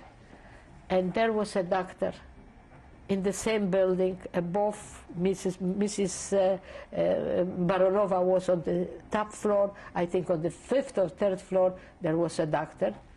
He went to this doctor. He looked, you know, when he put his glasses, and his German is perfect, he went there and he went down and he said, there is emergency in Baronova home, and will you be so kind and come and help? In the meantime, he saw the surrounding, all German people. But Leon speaks very good German, so he probably spoke. He saw so many German, he spoke German to this, so they didn't pay any attention to his look or whatever. The doctor came. Somehow, again, he knew that there is something wrong, that I am here, so many people in Mayevska, that doesn't click. He said, right away to hospital. And they took me to hospital. And here hospital, as I told you, was the safest place. So I said, when I was already there, they did everything what this time could be done. And in the meantime, Leon went back to the ghetto, and he told this, because some of the people, and I think that Karl Schulz, the head of this factory, knew that I am on the other side. He was the one first who told him, why don't you send your wife out? And I don't know for sure. He told that I was very sick and I have something. He said, send right away this prescription pills. This will help her. That is Boxberger Kissinger. That is German pills, which I was taking still today. And tell her to take this as many as she could, and you will see that following day she will be all right. I don't know, I think that Janka, this connection with Leon in ghetto and in the Polish side, brought me these pills to the hospital. I don't know how many pills I took. I think maybe 5, 10, maybe who knows what. And you know, in about half an hour, I went to the toilet and everything came out, almost didn't fall.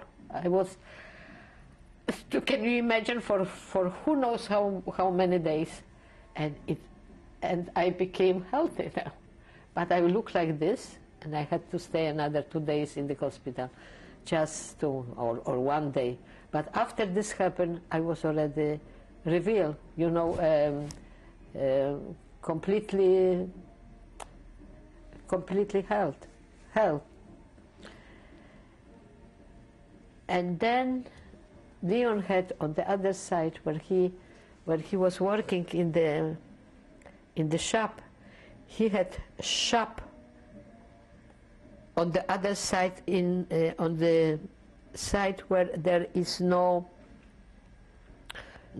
ghetto, out of ghetto.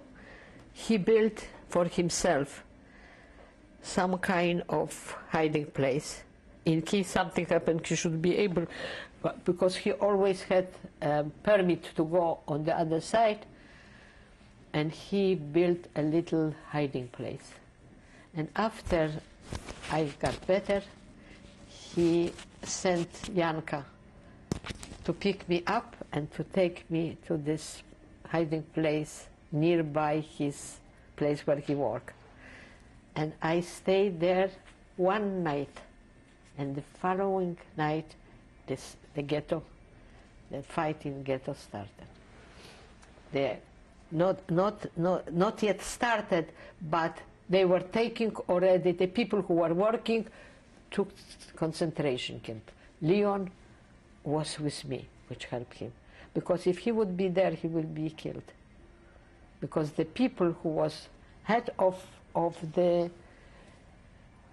this, like there was 12 people who were head of this Karol Schulz business, were killed, and they were calling for Leon, but Leon was with me. So he was saved because of it. I couldn't walk, but I remember this was the beginning of spring, still very cold. This was, I think, beginning or end of April or something like that. I had still my beautiful coat, which I was wearing, was very beautiful coat. He dressed me up.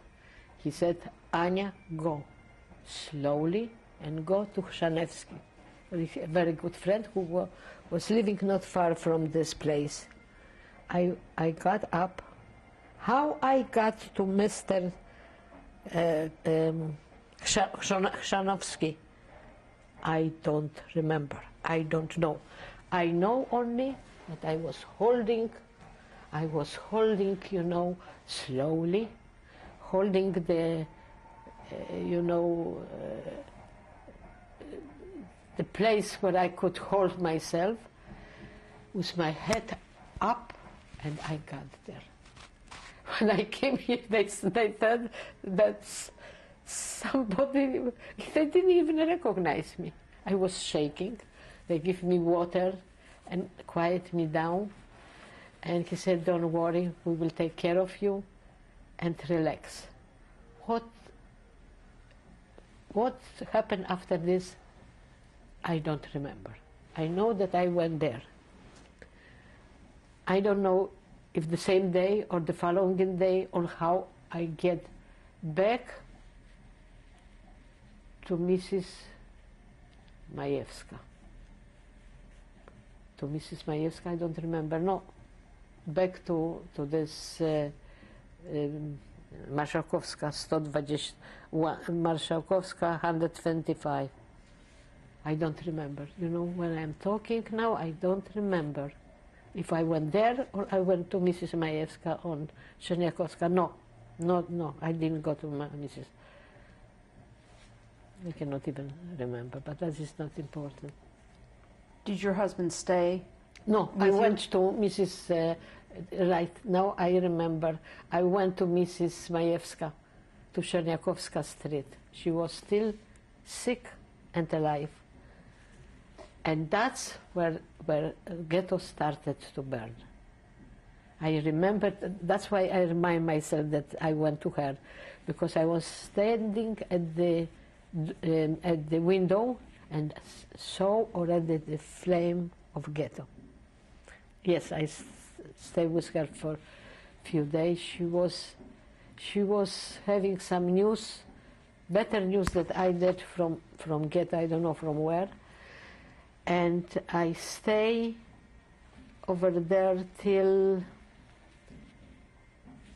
was already no Jews in the place that where Leon worked at the Carol, and he was in the hiding place where he hid me when I was getting out from hospital.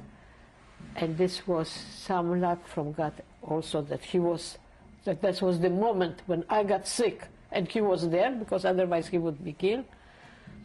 And he stayed over there. He never went back to ghetto, and he left this place to also prepare somewhere on Alberta on the other side, not in ghetto. And he went to because in the meantime he made a connection with engineer Julian Ambrosiewicz, who was responsible, very much a part of our life. He was the one who built our hiding place on the side of Polish, or the Polish side, the apartment with hiding places, and our hiding places weren't ready yet. So he went to Alberta 1, which was once his brother lived over there and had his business. This apartment house was completely destroyed. The only basement and first floor was not destroyed, and the superintendent of this house knew Leon very well, because he knew his brother when he was having the business over there, and he said, you have to help me, and whatever you will wish, I will give you.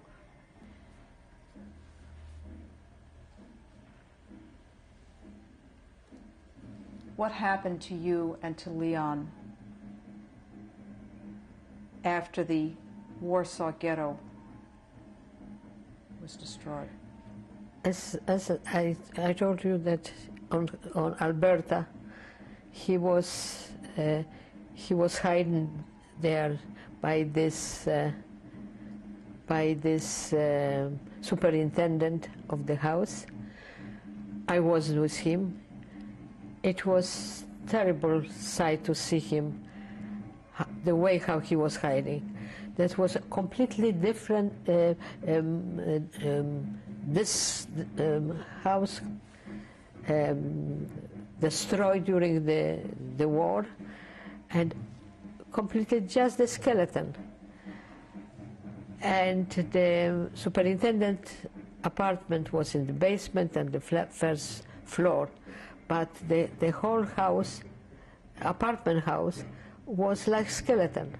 and he put him on the, I don't even know how to explain to you. He was going to his place on the line, hanging somewhere on the balcony, because the balcony was still standing after this house was destroyed. It was cold. He was covered with three things like that.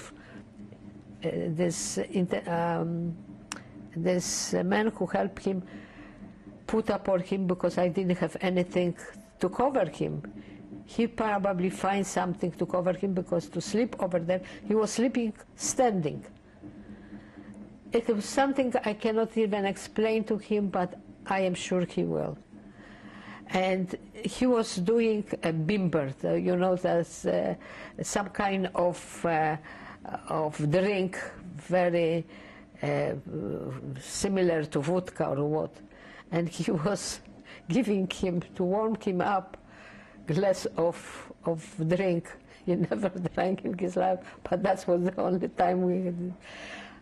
I didn't want to come too often there. I couldn't, and he didn't let me come, because this would be already movement of this happened to be destroyed house. Nobody was coming, and here suddenly they come, a woman coming. This would be a little suspicious, so I didn't come. I just knew that he will be there till the apartment will be ready on Świętokrzyska 25, where engineer Ambrosiewicz prepared for us, which will be just few days. So in the meantime, I was going there with my housekeeper, who during this time of hiding on the side of Gentile, she was my shining star. He helped me and my husband the most fantastically way. She really gave her life to help us. So we were preparing, because was already everything prepared, but not yet ready to get into it. Had to be clean or whatever. I don't remember what was. It was just few days. So he stayed in this place. I don't believe that he stays more than 5 days.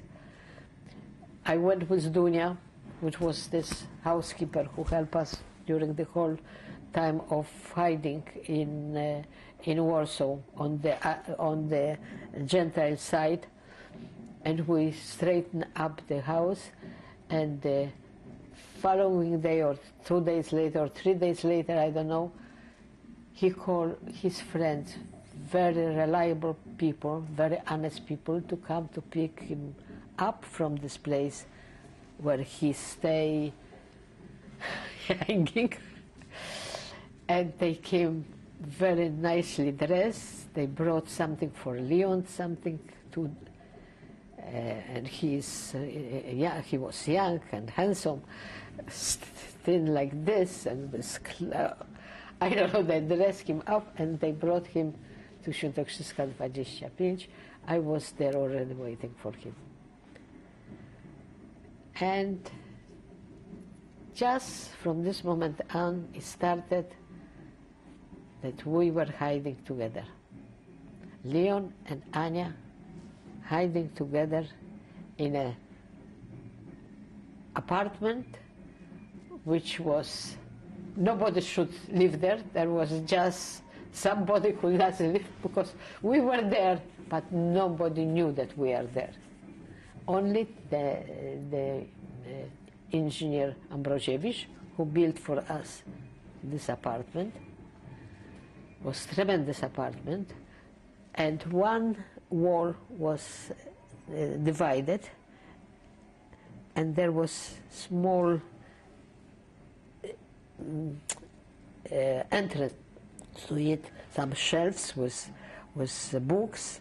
He put books from his home and that, and I don't know how you open, I don't remember, because very seldom we was sitting there, and there was a room without any window, as without any door or something like.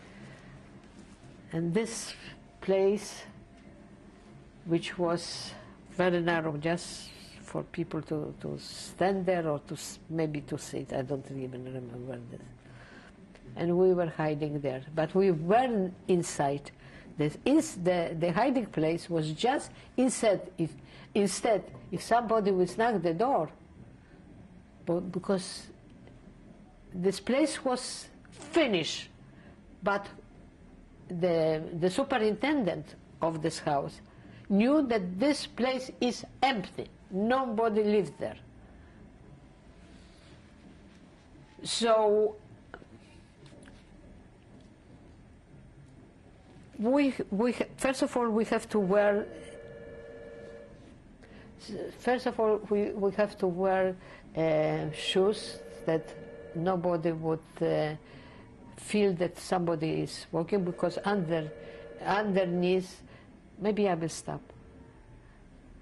Underneath, there were there was a store or whatever was it, that if we would walk and somebody would feel that somebody's walking, that will be already some suspicious. And since everybody knew that that is empty apartment, whatever it was, we had water though and toilet in this place. But this could be only used when these people close the shop or whatever store. I don't even know what kind of store they have underneath. And we had bed over there, very narrow bed. We sleep together. And in the other part of the house, which had a window, there was couch like brought. I don't know who brought it, but Leon probably told somebody to bring the couch. He will remember. And about this place, only our friend who built this, Mr. Julian Ambrosiewicz, knew. Dunia, who brought us food. And I don't know anybody who knew also about that place. We were staying there, not moving, sitting all the day, and in the evening we somehow could move. In the meantime, I used to go out, because I remember I turned my hair for blonde, which was the greatest mistake in my life, and I had to remove it, or to make blonde again. So I had to go to the beauty parlor, and I wanted to come back to my natural look. And I remember when he was doing it, he said to me, you know, I said my name is Janina Kuczynska, but that was my, you know, Janeczko, he liked me also, very nice man. How I met, the moment when I met him, he said to me, you know, you are very familiar to me. So I was thinking, he will tell me, you look like a Jewish. He said to me, you know, now, when I take away this blonde, you look like a little Jewish girl. I started to laugh. Oi, why?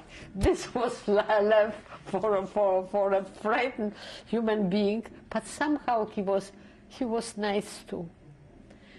He said, I think that you look more natural, something like that. And I walk out. As I walk out, I see a sign, library.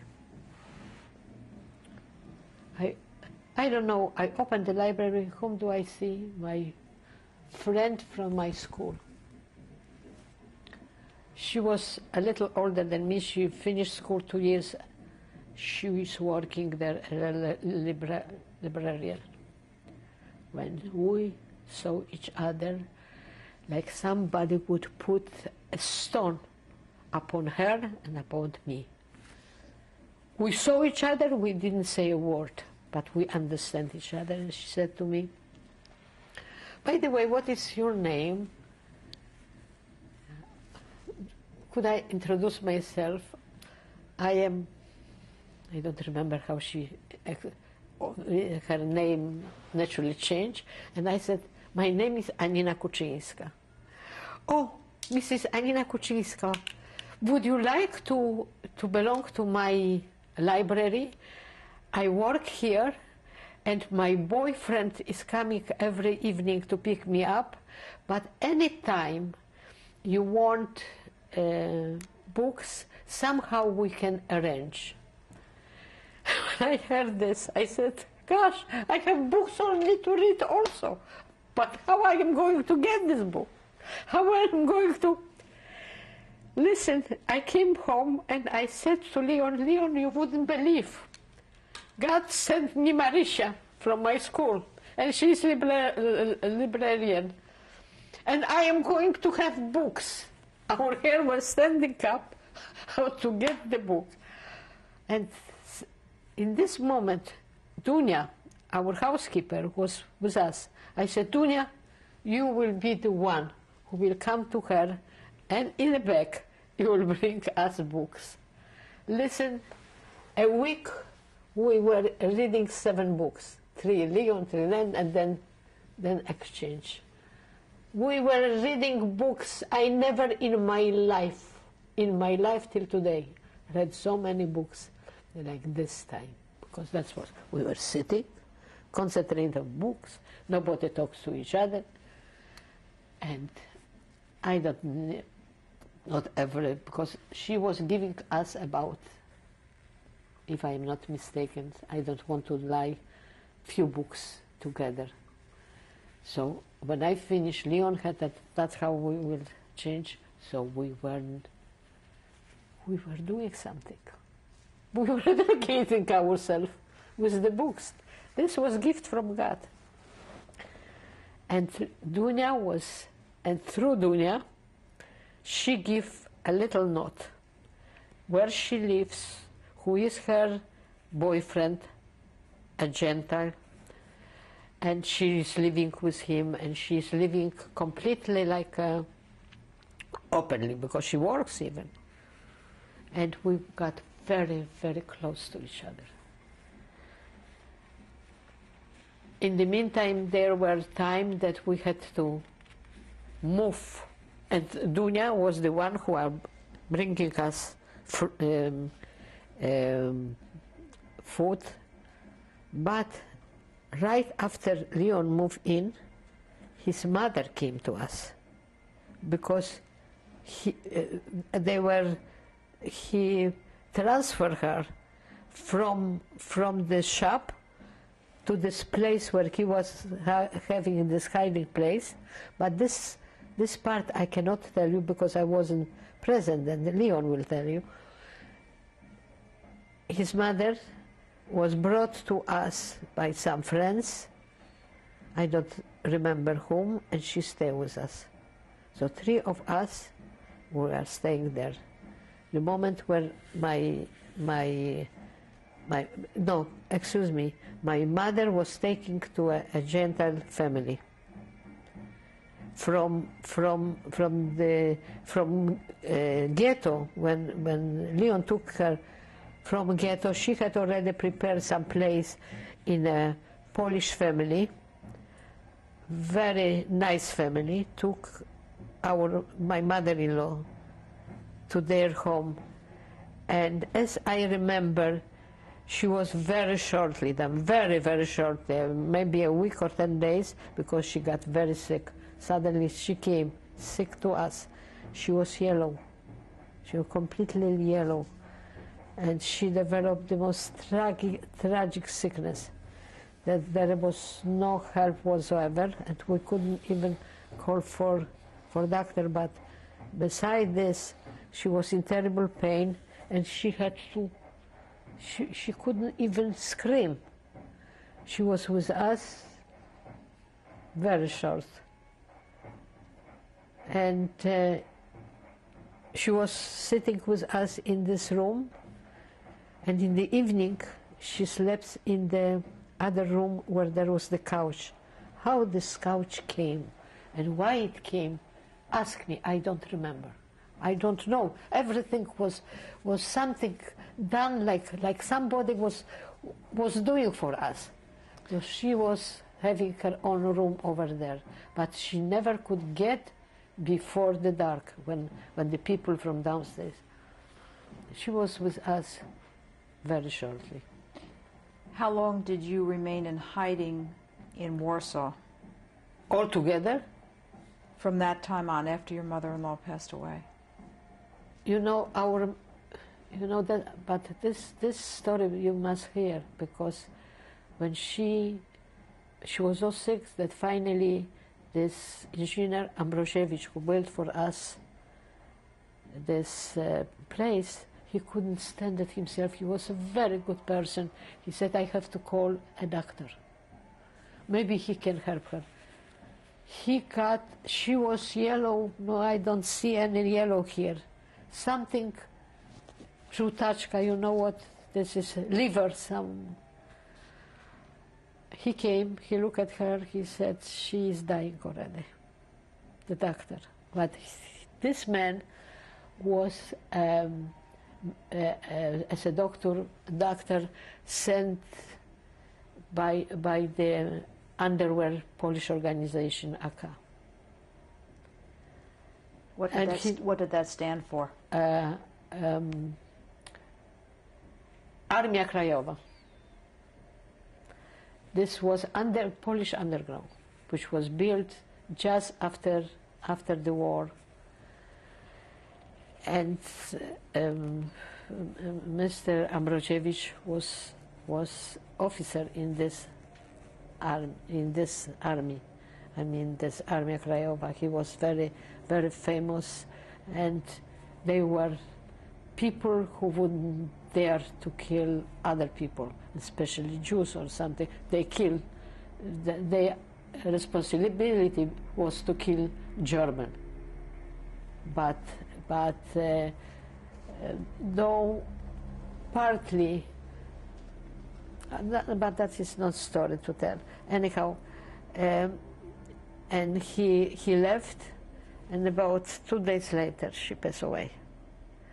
She passed away, and now is the time you have to bury her. How to bury her? What to do about this? You cannot keep that person there. This was the most tragic moment of our life. But engineer helped us, Mr. Ambrosiewicz. You see, this place was built by the underground, by his people who thought that this is a place where the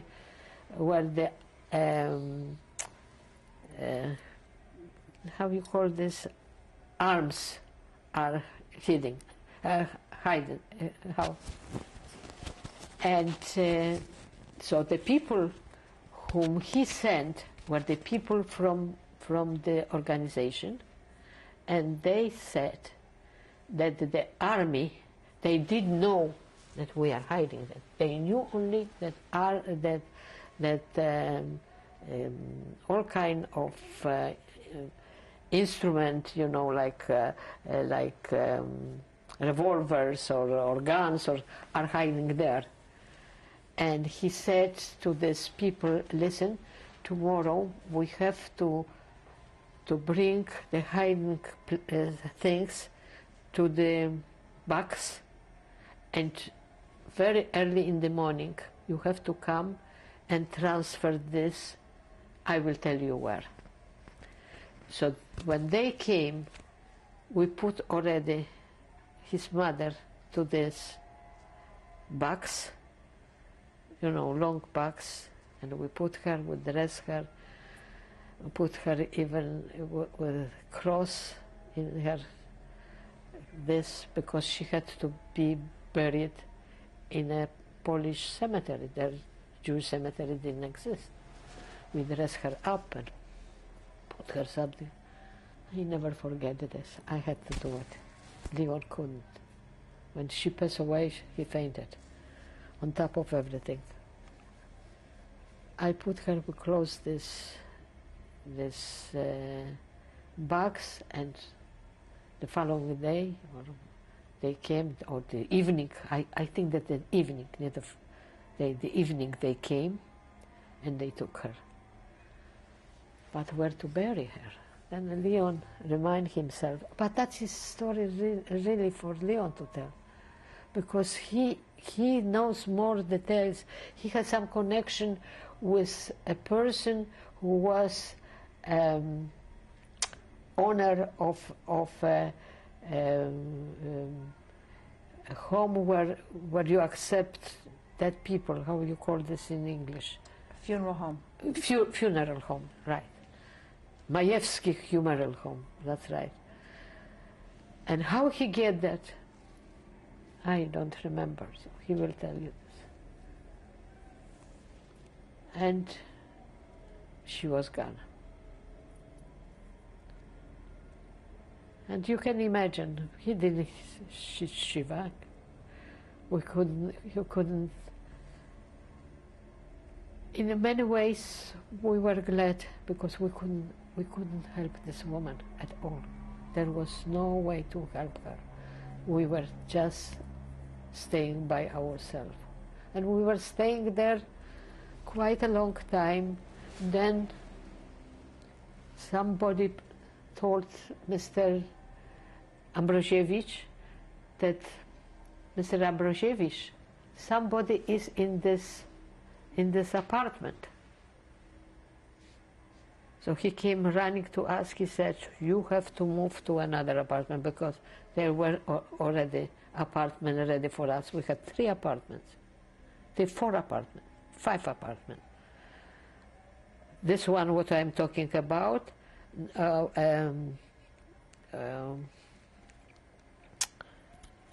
forgot the name of the other one. Then another one in Świętokrzyska, in the same house, on the 5th floor, and Kopernika 4. So how many? Whatever it is.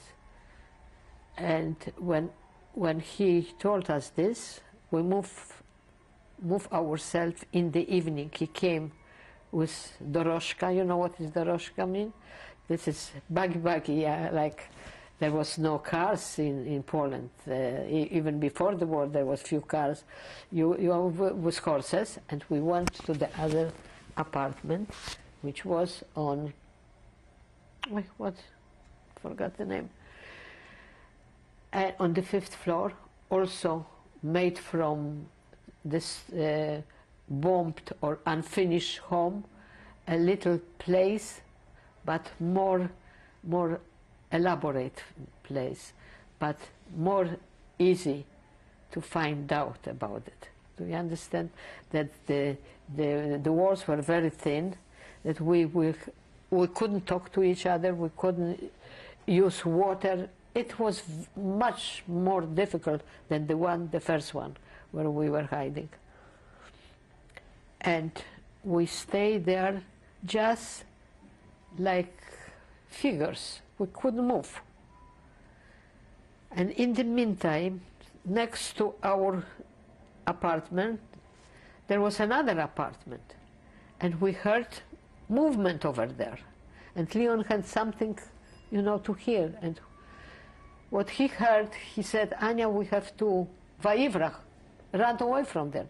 This is very dangerous place.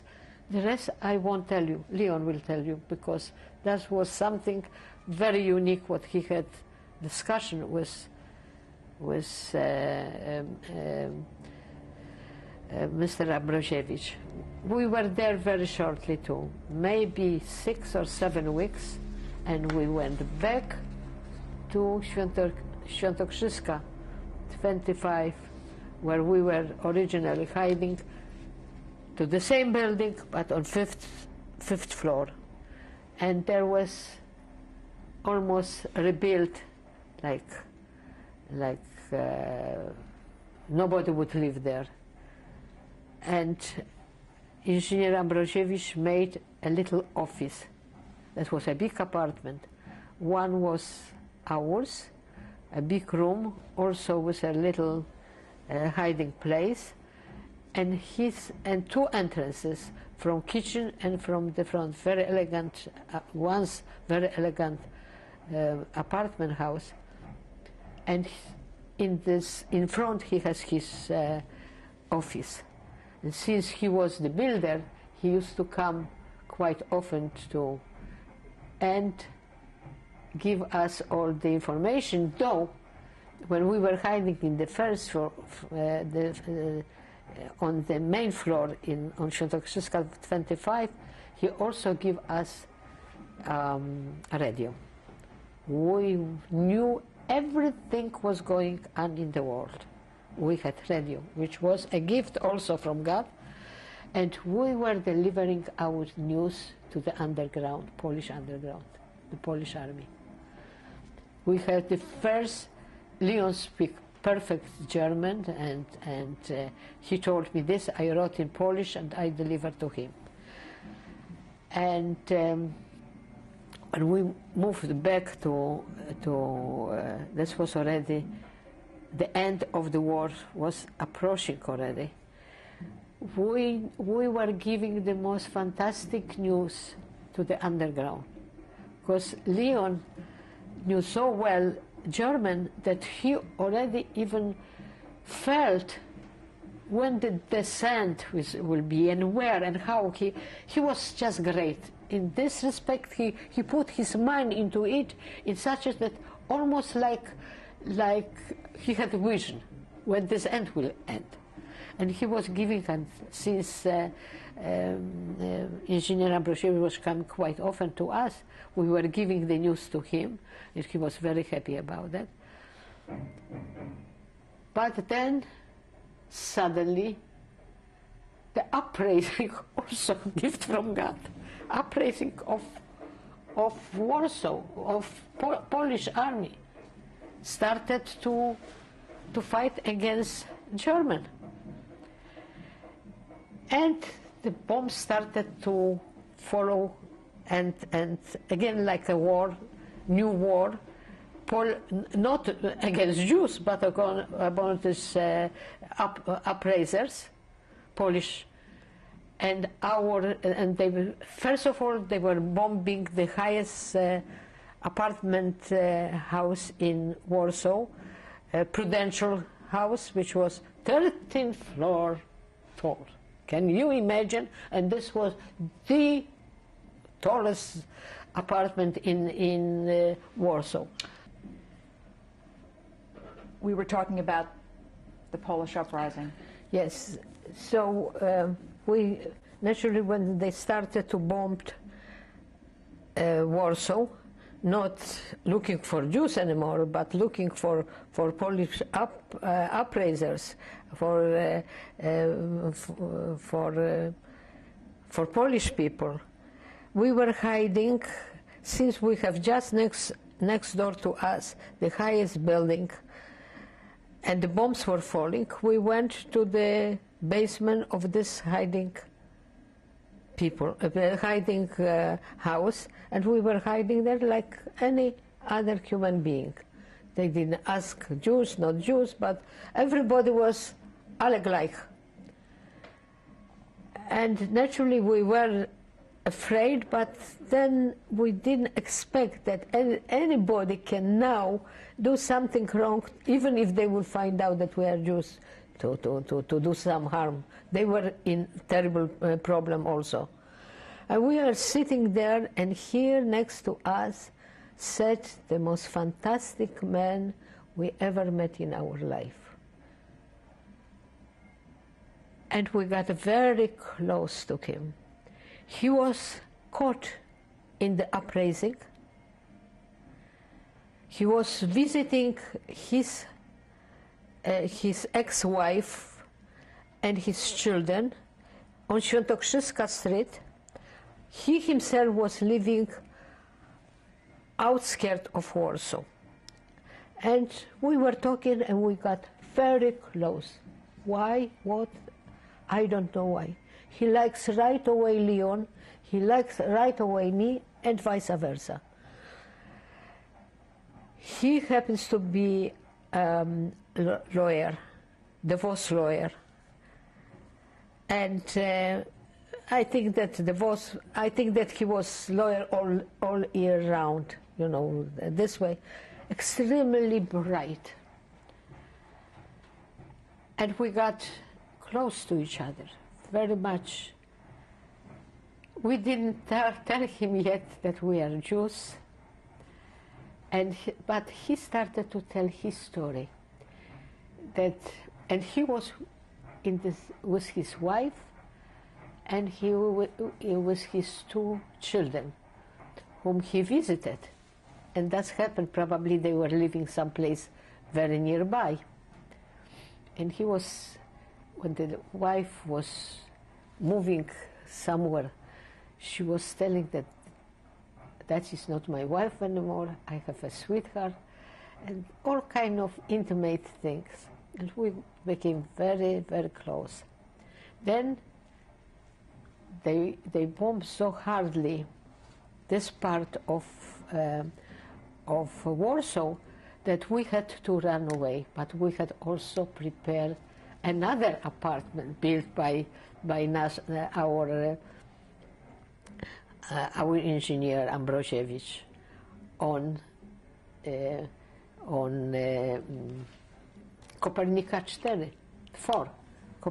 4, and this was very nice, but a very tiny apartment.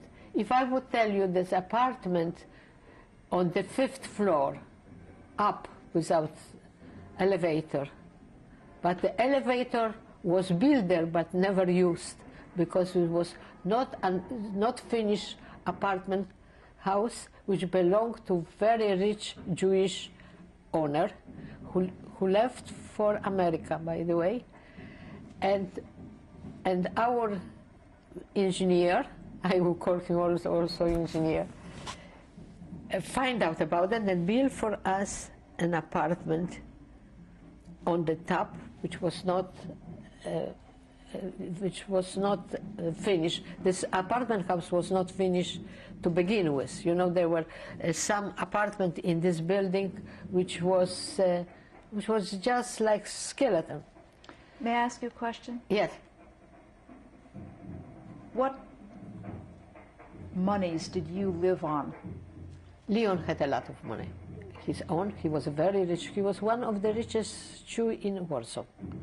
He had his own money, and then did he have money that was hidden away when he was in the?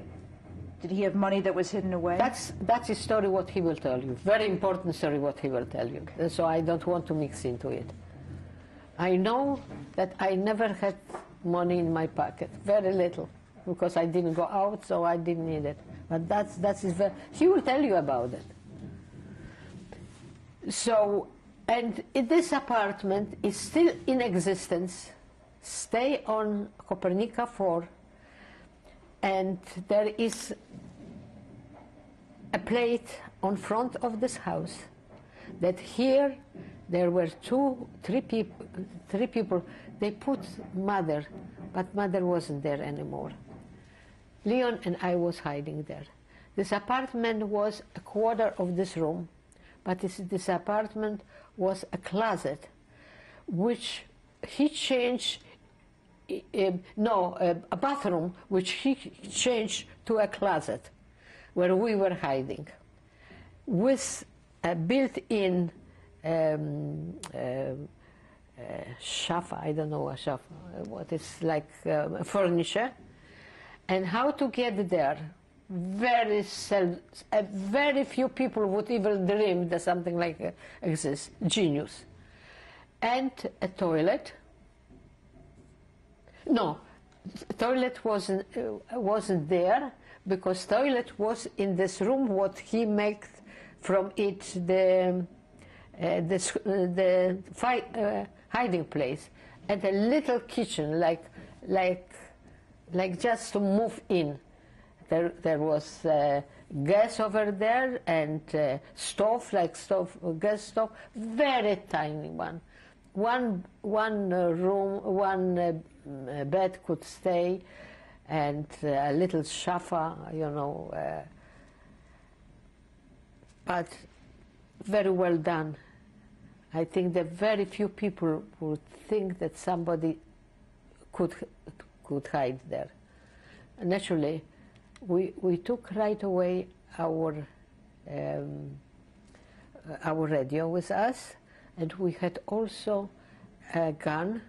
All the time when we were hiding, we had a gun. I never touched it, but he did, and I learned by looking how he used it, Leon, you know, with a little pencil inside, and we were trying. We never used it, but we had it. We took it to this place. What else? And close what we had when we ran away from this. By the way, in the meantime, our apartment when we were hiding on Kotkowska on the 5th floor was destroyed also. We couldn't get out anymore to this apartment. So we were already lucky to go there. And we took this friend of ours to our home. How he divided himself with his wife, ex-wife, and children, I don't remember. I don't know. But he came to our place. And we spent the whole time together. Why I mention this to you? Because this will be very important part in Leon's discussion about this person. Over there, I don't know, somehow everybody, I wasn't afraid anymore of anybody because everybody was frightening themselves. We didn't know what tomorrow will bring, and where the Polish army was around us, there were a lot of anti-Semitism there. They were people. There was the only, I didn't felt, but Leon did, because they wanted to harm here, Leon. But that is also his story, very important story, what he will tell. We were there till the 7th of September. We left because this part already was occupied again by German, and the German came and said, raus, but we went already as Gentiles. Who would believe that? And they took us to the station where they supposed to take all the refugees from the uprising somewhere, I don't know, to camps, who knows where. I know only that they took us very, very, very early in the morning. We were walking many kilometers there till we got into the railroad, and we didn't know what is going to happen to us. We knew that we are not going to stay here, that they will transfer us, but where, we didn't know. They said that part of the people, Polish people, were sent to Auschwitz also, and to other camps. We knew only, not so much me, but Leon knew that he is not going to this, wherever they want to take him. But they transport us to the train, and women went first, and then men. There's also a fragment of his story which is extremely important. I won't tell you about that. I want him to tell you. And Leon, very smart man, and very fast. He understood that I will be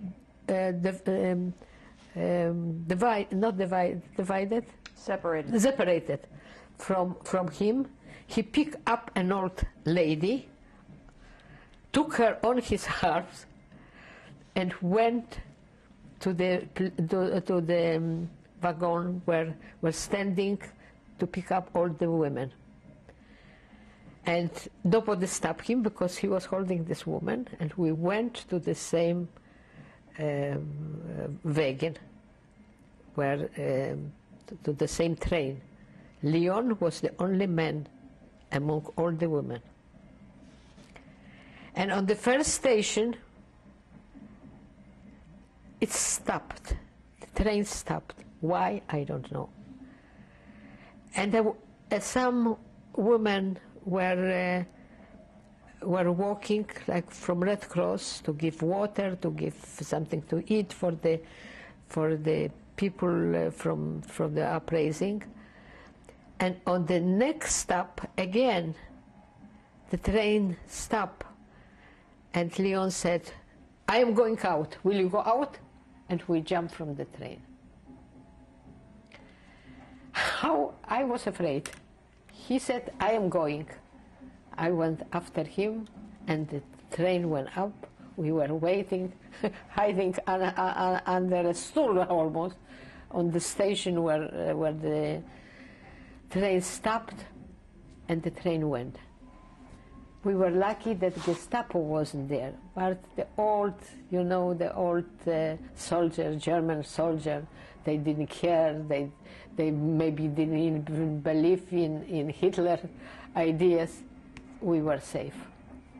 Here we are without anything, just a little package. I don't even, yes, I had a little package there with me. I don't know why I took it and how. An empty place. We don't know where we are. We don't see any people. We were sitting down tired, and Leon didn't shave for many days. And somehow I have a machine, to shave. I never heard this in my life. And I was trying to shave his hair. Not so much his face, but his hair. And he was screaming that I am tearing his hair. I said, Leon, that's my first job in this profession. I don't know how to do it. He said, Anya, they will recognize me right away as a Jew, because I did somehow. Horrible thing, but I did it. And then it's getting already dark. What to do? We were hiding from one place to another. We were afraid because we look like Nebo. And in the meantime, his memory never left him. He remembered names, and he remembered where and how. He was genius. Really, he was genius.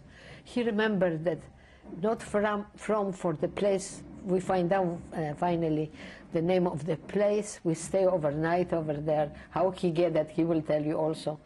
But he remind himself that he knows somebody from his business nearby where the place where we stay is, Żyrardów. He said, Anya, we will take some. He still had money with him, some coach, I don't know, with horses. We will pay him a lot of money. He will take us to Żyrardów. And good enough, he took us to Żyrardów. Leon remembered the address and the name of the people. We went to these people. When they saw us, their hair was standing up. What our Jews are doing here, and Żyrardów was not touched by the war. I mean, not destroyed. Everything was in its place. But the German was there. And he welcomed us. Very nice people. Charming and lovely people. And when they saw us, probably the hair was standing up. What to do with the Jews? We are in terrible mess now. The war, the Russian was going already, moving. He said, I cannot keep you here. I would be more than happy to help you, but I cannot help you because something happened to my son. He was shot as a pilot by the German, and they are looking for him if he is dead or he's he is alive. So, but don't worry, you sleep over, and tomorrow morning, a woman who is bringing milk to us will take you to this little village where she lives, far away, and you have to go through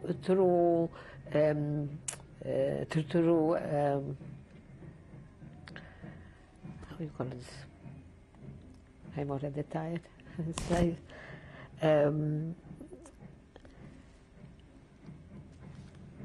you know, through a certain kind of where the German are not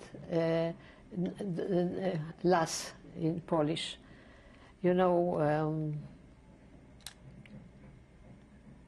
Oh my God, what is las in English? And maybe she will help you. We went there in the morning very early, and she said, you know, I know that there are a lot, she didn't know that we are Jews, that there are a lot of people, refugees from Warsaw Uprising, and I will try to help you. And she accepted us in their home, in a little shut forest. There is a forest, and German was afraid of forest because they were known already that they are underground people, and they are living in the forest, and they are killing just like this. So when he told us that we are going through forest, we knew that the German won't go there, that that will be very dangerous for German to go through forest to this little village. We stay in this village. They give us a little small shack. There was no window, there was no floor, there was only kitchen. You know, like you put wood on it, and very, very simple kitchen. So we knew that we can put fire and we won't be cold because almost open. There was a big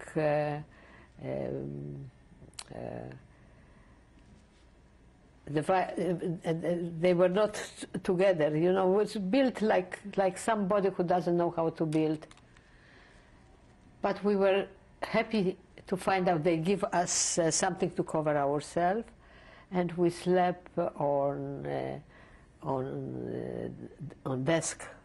Very uncomfortable, but for us this was a palace.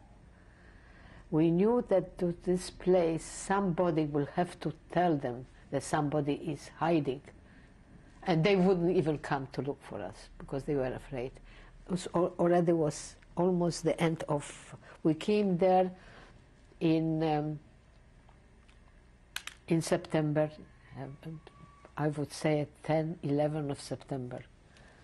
How long were you there? We were there till January the 10th.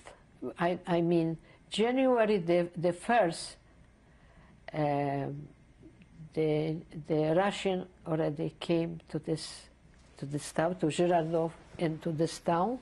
So we were shortly, but somehow we went through September, October, November, December, January, 5 months we were there.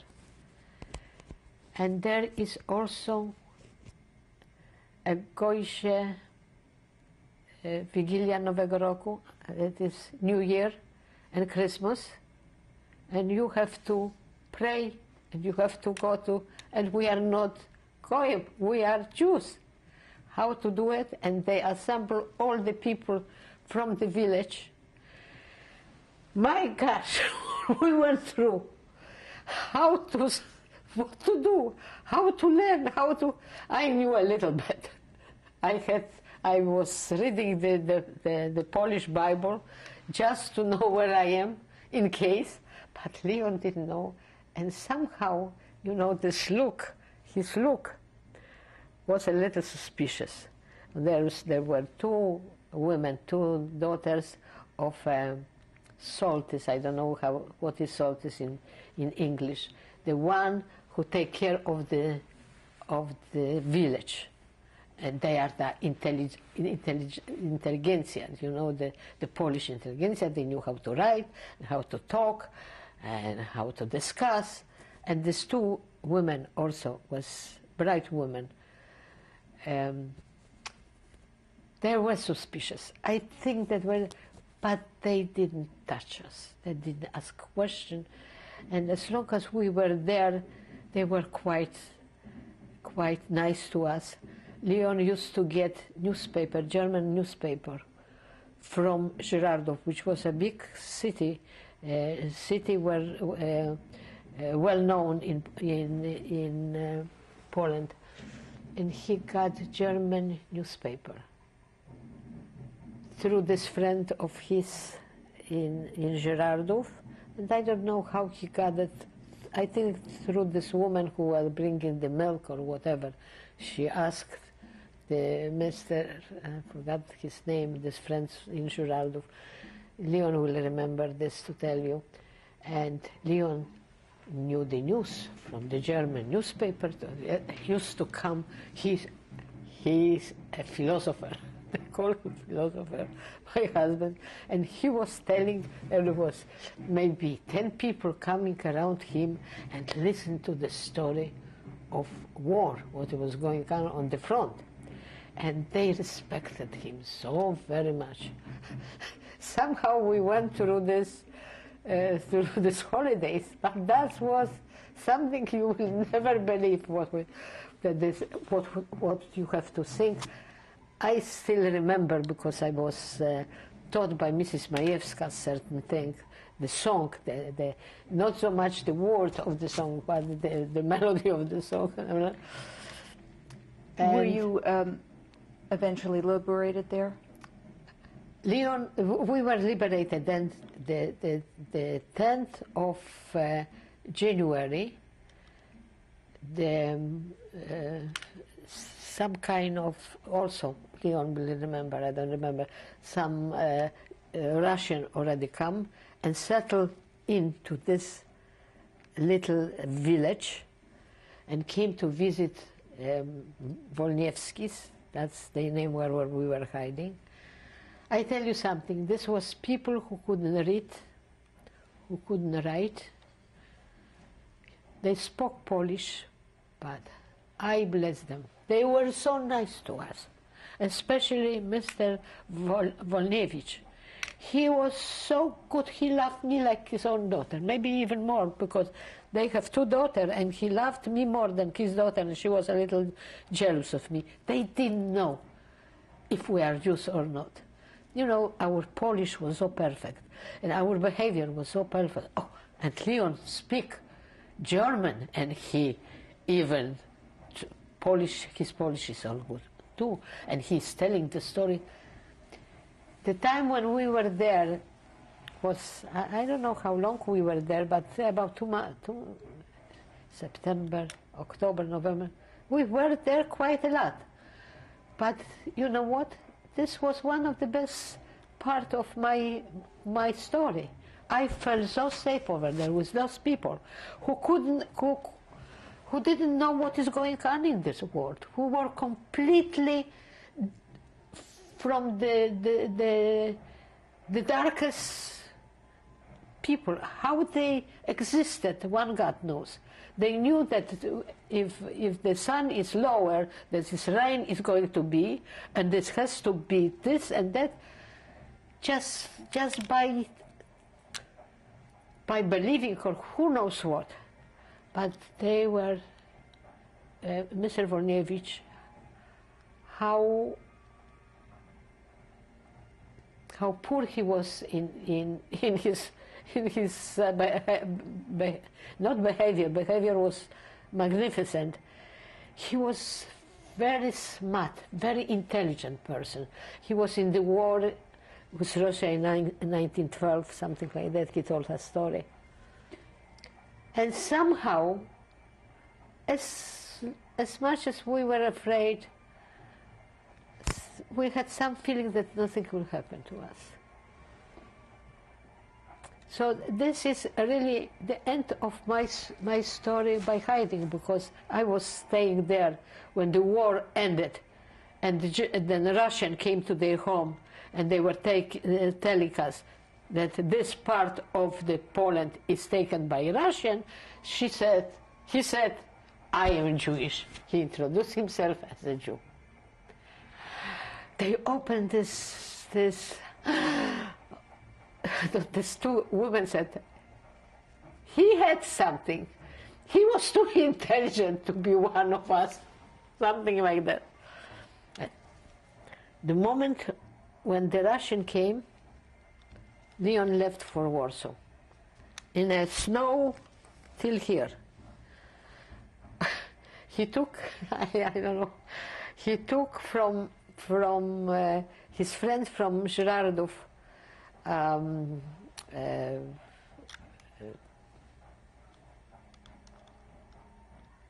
no, forgot again something. Anyhow, he went for he went to Warsaw, and I stayed with those people for about good 10 days, more.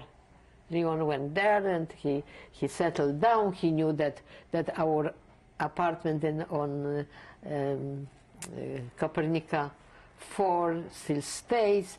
He opened our hiding place, and he find the radio, he find food, he find the gun, everything not even touched. The way how we left, that way how he find it. And he moved into it, and we put our cover, you know, like bedding. And after this, I don't know how long I was without him. I cannot recall. He came and he picked me up, and we both went to Warsaw. That was only 10 kilometers from Żyrardów to Warsaw. On the way, there were Russian soldiers going through, and they pick us up, and they took us once to an empty house where there were still people there, but also people who weren't living there, but who occupied probably this place. We stayed overnight there, and then we came to Warsaw.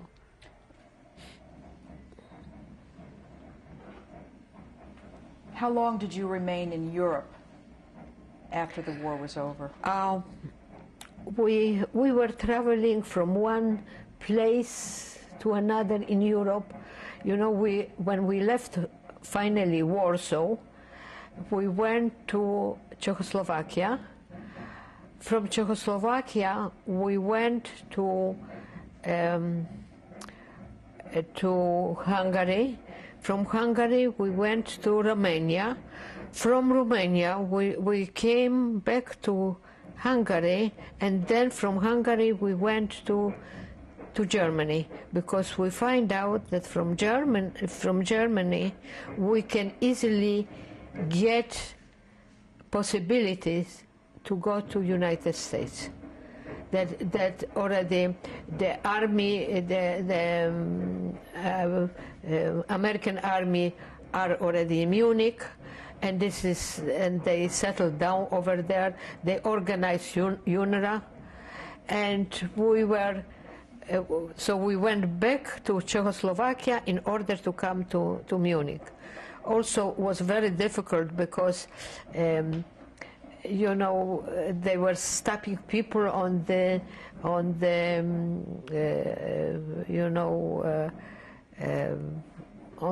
way of crossing the line from Czechoslovakia to Germany.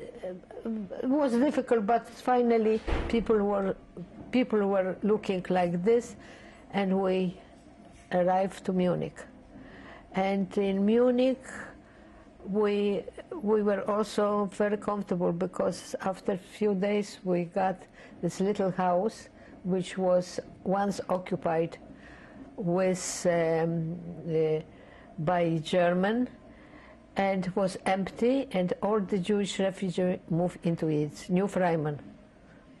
And we were in New Freiman from December 1940 and for 1945 till 1946.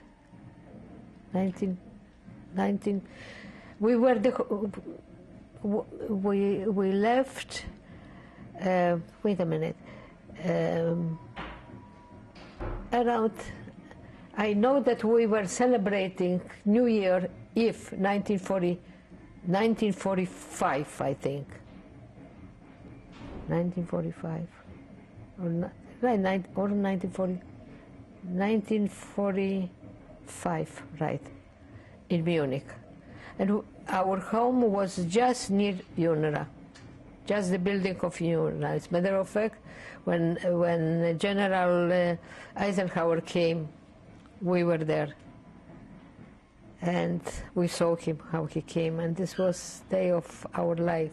We were liberated, and we were free, and people were starting new life over there, and there was lovely old Jews in this New Freiman. We met quite a lot of people, survivors, and but we weren't too long there. We were one of the first to move out from there. We find out we got some possibility to go to Bremenhaven, from where all the people were going to United States. Was there ever any thought of trying to reach Palestine? I beg your pardon? Was there ever any thought or discussion of going to Palestine? You know, there were many ideas where to go, but the preference was to go to America, especially when we saw General Eisenhower coming and welcome us. It was something very unique. You know, American general coming to the camp, and I think that I had even pictures somewhere, but I don't remember where the picture was gone, but I know that I had. Anyhow, and I remember, just by coincidence, I was already able to make a connection with my uncle in the United States, and one of my cousins was there in the army, and they probably give him my address our address in Munich, and he came to visit us. Here, beautiful, handsome American soldier is coming to visit Anya and Leon. I couldn't speak with him. We were sitting, he came about 7 o'clock in the evening, we were talking to each other till morning. He was sitting with me, and how I spoke with him, and how I conversed with him, and how I got to know him, one God knows. I couldn't speak English, but he was there, and later on when we came to the United States, I met him, and we were laughing how we talk by not talking to each other. It was, you know, to see the people in UNRWA, how they were taking care of the refugees, the way how they were caring about us. We didn't even think about other place to stay, and there was opportunity to stay in Germany there. And many people didn't move from Germany, and they stayed for 2-3 years after they were liberated. We just wanted to go to America. And as a matter of fact, we came to America with the second boat, which took us to the United States. But do you remember the name of the boat? Yes, Mariner Perch. And as a matter of fact, we were staying in the camp before going to the United States, that was also American camp in Bremenhaven for about months or few months, because there was a strike in among this shipment or whatever, what was it? And we met quite a lot of people and friends, and we went there. And I tell you something, I cannot tell you about my passing the ocean, because I was the sickest. I was known on the boat as the sickest person on the boat. So it's almost like I pay for my survivor on the ocean of this Atlantic Ocean. We were welcomed with the open hands, with the open hearts. I remember this woman who came, and she didn't know what to do with us. I remember that children without parents came without anybody to turn to. And they were just hugged and taken care of in such a way that only in the story you can tell. My aunt and my uncle were waiting, and his cousin were waiting on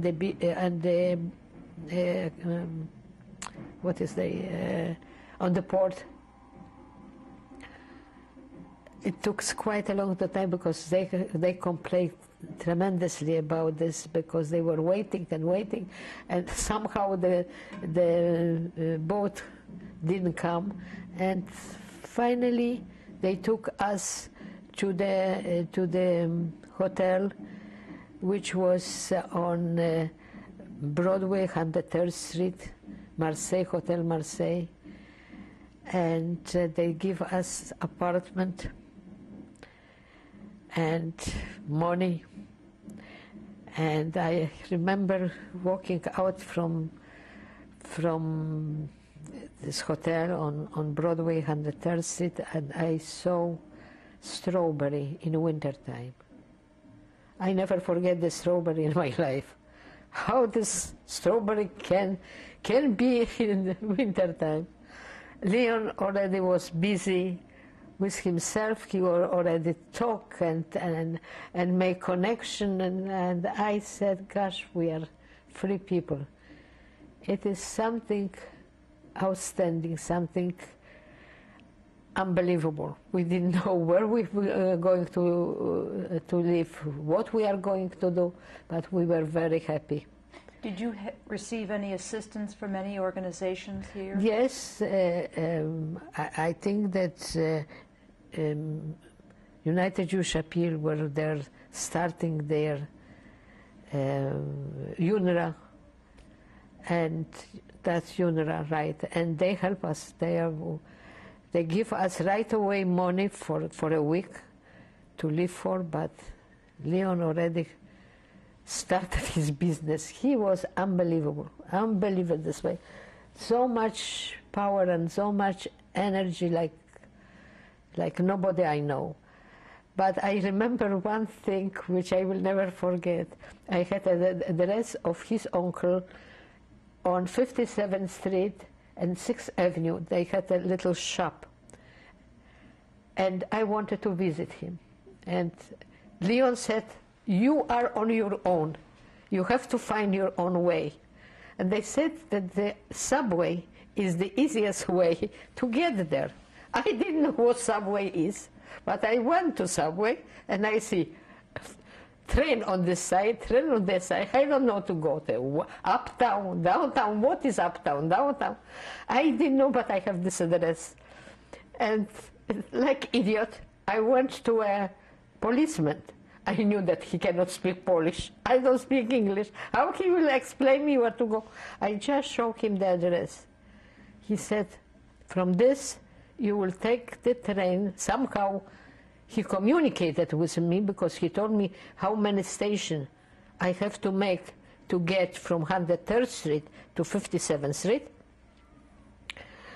And then I said, and then you will find, he said, you will find like me and you show this, and you get further. I just couldn't believe that somebody could be so kind and so nice, because that was the time already where people, the American soldiers used to come back from the, that was after the war already. And I really counted the station. I went on 57th Street, and there where I am. Exit here, exit there, where to go. I went again to the policeman and showed him the address. He took me there and took me to his uncle. when he opened the door to get me, he said, "You just came with a policeman? You came just to America with a policeman?" So he explained to him what was it. I thought that I will never forget this, because this was the most unique story. The story of my first days almost in America. And, you know, the continuation of my story, I believe that my husband will tell much better, because he was the one behind all the success what we really had in the United States. The success was such that there are very few people had.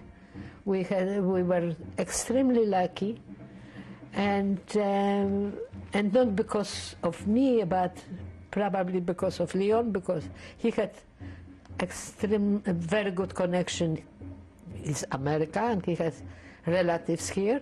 Though I had my relative here, but they were somehow not as warm as his family, I have to admit. What was the greatest readjustment for you living in the United States? I think that the language was, you see, I could be among any kind of people, but language was the most important part of being in a strange country, and this I didn't have. I don't know how this language really came to me. How was it? I had a lot of friends who spoke Polish, and we were very much together and very close. We were in the beginning. We were living in Bronx, in very bad neighborhood. I didn't know what neighborhood is to begin with, but my aunt said, "Oh, in such a neighborhood you live?" I said, "My goodness, a neighborhood." We were living 5 floors up. I thought that is the palace, what I am living, the freedom, the people, how they had trying to help us in every way. When I went to shop for food, which we were living on 980 Fox Street in Bronx, and there were many Jewish stores. Since I don't speak Jewish, it was much more difficult for me to converse with people, because all the stores were Jewish and they spoke Jewish. So I will show, that's I want, this I want, and this. And I really don't remember hardship when it's that. Were your friends also refugees? Yeah, not. We are very close with this, but they all speak. Some of them finished their education. Some of them left New York City to other cities. But we are very close. The people with whom we came, we are very close still today. But had they also been in Europe? Were they also refugees? Yes, absolutely. They are all refugees, but you know, I would say most of them are well off, but we really make a big career in the United States, and in very short time. What was your husband's business? Sewing machine.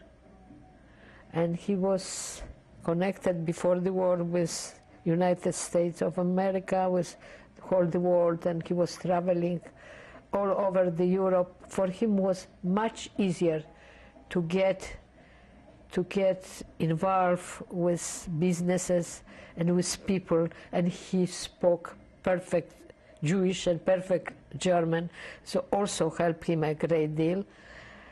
And I was just trying to learn English, and my dream was just, if I remember they asked me what I would like the most, I said to read newspaper, to know what is going on in the world, and to speak English. That was my greatest desire. Where I live, what I live, where I do wasn't so important, but the language.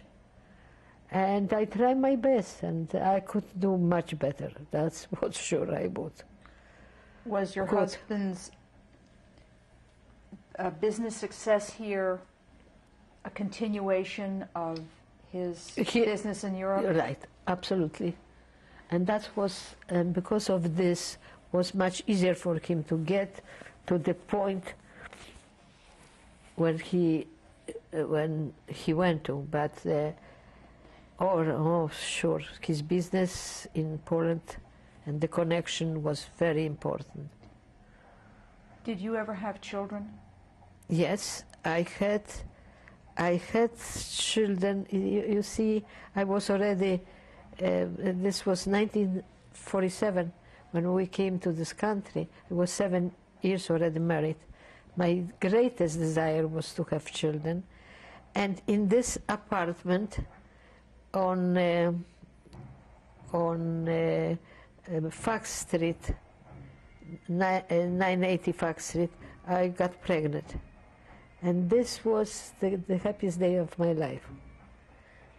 And but my daughter was born there in Bronx, but she was about 3 months old when we moved to. In the meantime, you find out that the new houses are built in Long Island, in Forest Hills, and he put, I don't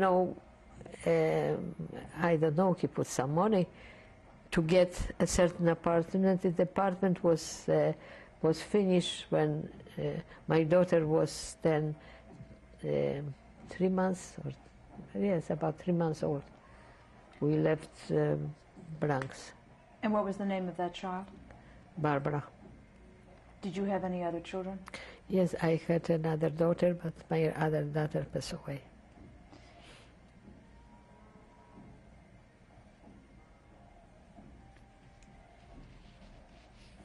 When did you tell your daughters that you were a survivor? When did you share your experiences with your children? I think that they knew, since I could speak to them English.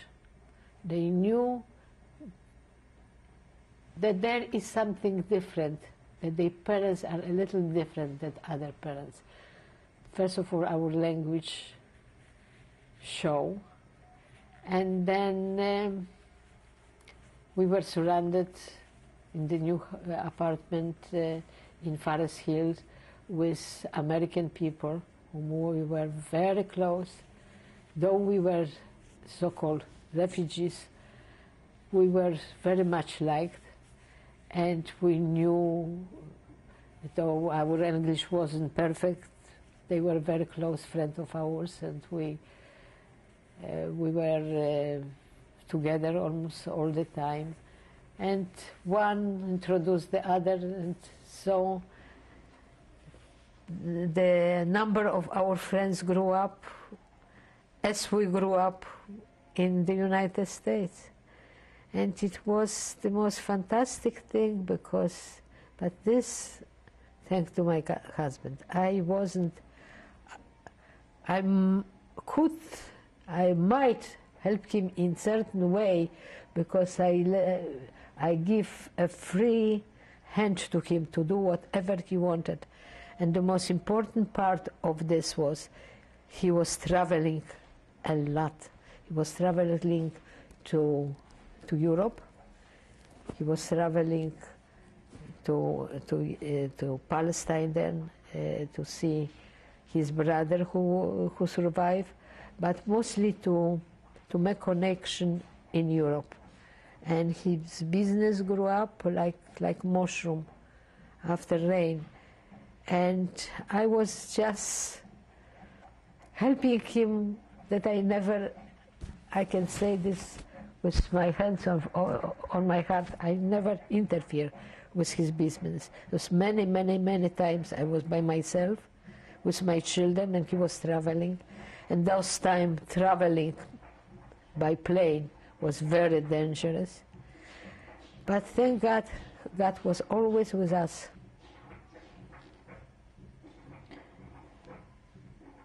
Have you and your husband, during your lifetime, been involved in any organizations related to the Holocaust? Yes, we were very much into Holocaust organization. The moment when it was created, we were one of the first. United Jewish Appeal was the most important part of our, because we were really helped by this organization. Now, Zionist organization was very close to us also. We were very close with Israel. Not Israel then, but Palestine. His brother was there. We were doing a lot we added a lot to the creation of State of Israel. The moment when State of Israel was created, my husband helped with the greatest enjoyment and the greatest thing, whatever he could do, he helped. Naturally, we belong, the moment we were settled already in the Forest Hills, we belonged to Forest Hills Jewish Center. The minute when we moved there, and our rabbi was our rabbi with whom we will never forget, because he was really our friend. He doesn't help us money-wise, but with idea and something very unique person. And then we were there in Forest Hills. We were not too long, and we moved to Great Neck. And again, in Great Neck, we also, the first step ours was to belong to synagogue, not Orthodox synagogue, but conservative synagogue we belong. And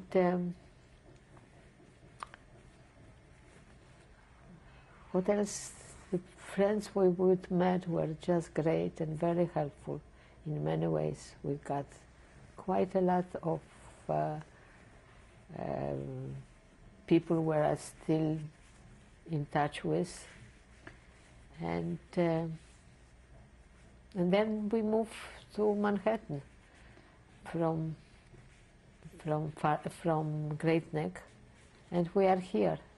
Also, we belong to, in the beginning, we belonged to conservative synagogue in Park Avenue Synagogue, which was also very close with our rabbis. We are very close with all the rabbis, because they wanted to know their roots. They wanted to know the story. They were very much interested in it. And then after changes in this synagogue here, that the rabbis became, the women became rabbis, something didn't click with our belief. We moved to Fifth Avenue Synagogue, which we are still in. And in what way have you been able to memorialize the Holocaust? First of all, my husband, that was his first idea. When he made already money, he made this Yad Vashem. We almost opened Yad Vashem in Jerusalem. He was the first one who dedicated money to make you know, I don't know, you know, the list of survivors. There is a special place where all the survivors, when they arrive, they put their pets and names and so forth. And then he met what is his name? No, I'm already losing myself.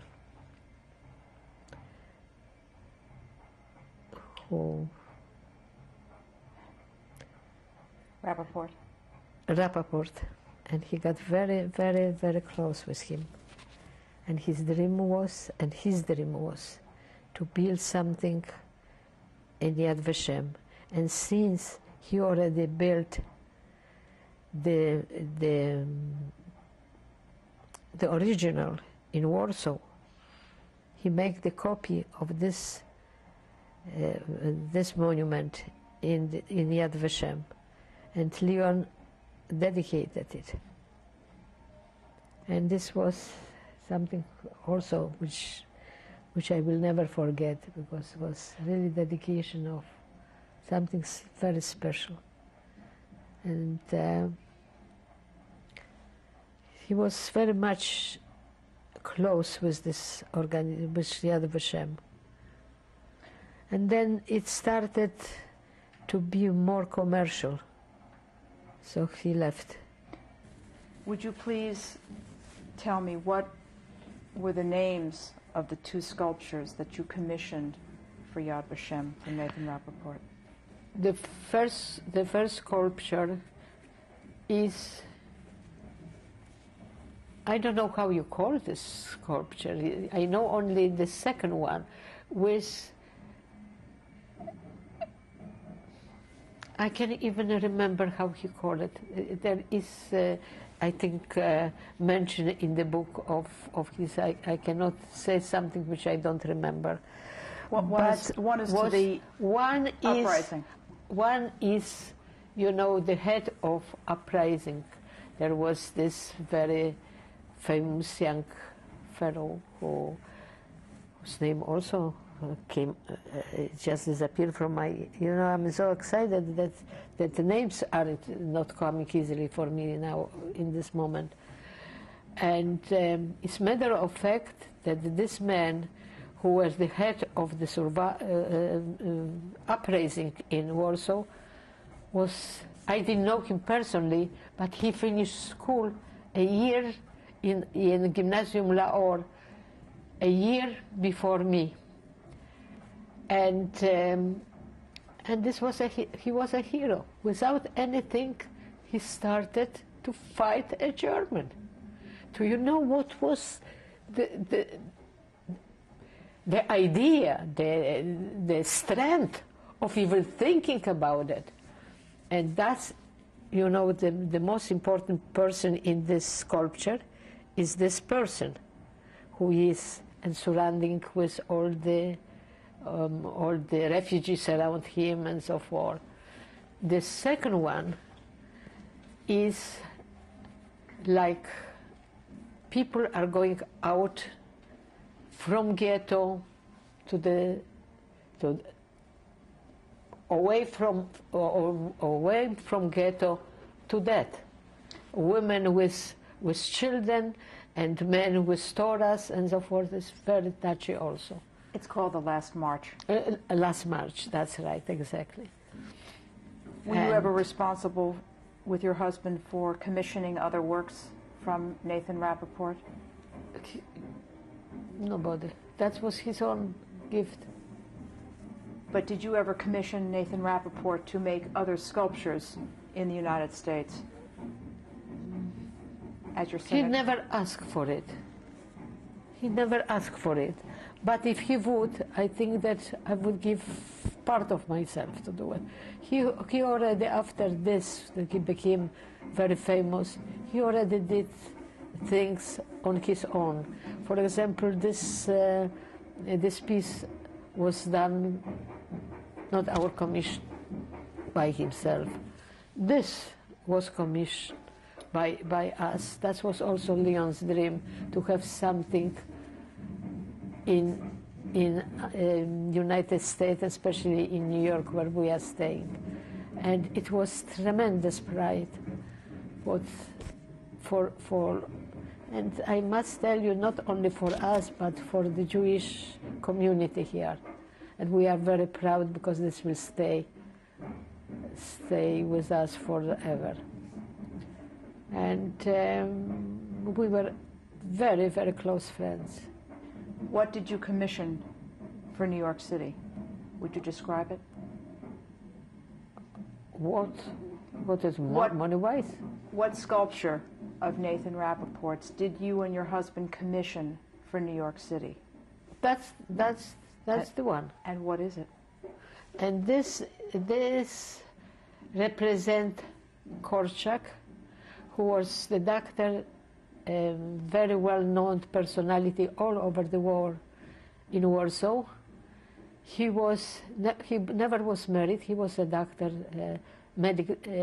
of medicine, and he gathered all people before the war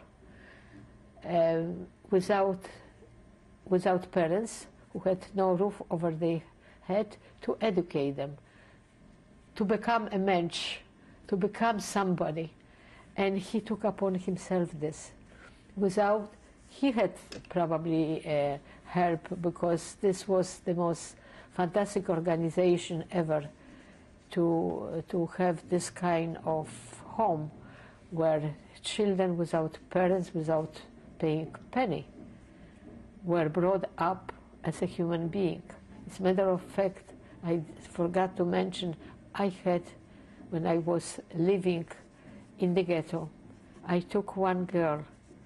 She was about 10 or 11 years old. She came to my home, and she was living with us till the last moment of when they were closing already the ghetto. I was already away from ghetto, but Leon was still in ghetto working with this Carol Schulz. She was with him also there. She was the most fantastic girl, and she loved us, and I love her. She lived with us, and because it was very difficult then for what the doctor to keep so many children. So whoever were able to take some of his children, he was very grateful to it. And we were the most grateful too, to have Reginka with us. I remember her name, Reginka. And he wanted very much to put this, because he was almost like a symbol of something, without anything, just from his heart. So I was glad that this idea came to his. What does the sculpture show? By the way, he was taking when ghetto was the sample. The Gestapo wanted. He was very famous all over the world. He was writing books about children behavior. German Gestapo wanted to save him, to take him. He said, "No, my place is my children, and I am going to Umschlagplatz with my children." And that's what present when he left his home with the whole group of children to Umschlagplatz to be killed. And in the last moment they wanted to save him. Gestapo, German. He didn't go. He died with, Korczak died with his children, because he believed that he's the father of the children, and he's not leaving them.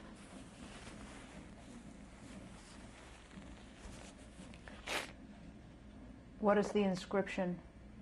I beg your pardon? What is the inscription above this sculpture at Park Avenue Synagogue? I don't remember.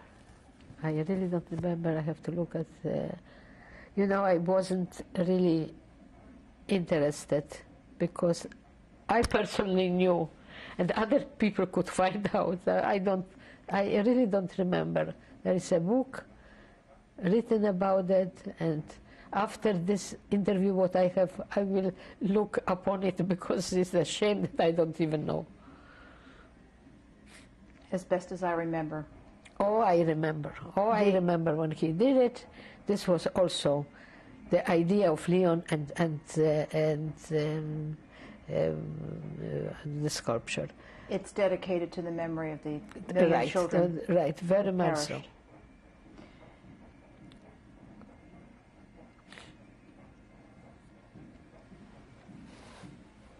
Why did you decide to tell your story? This story is because of my daughter.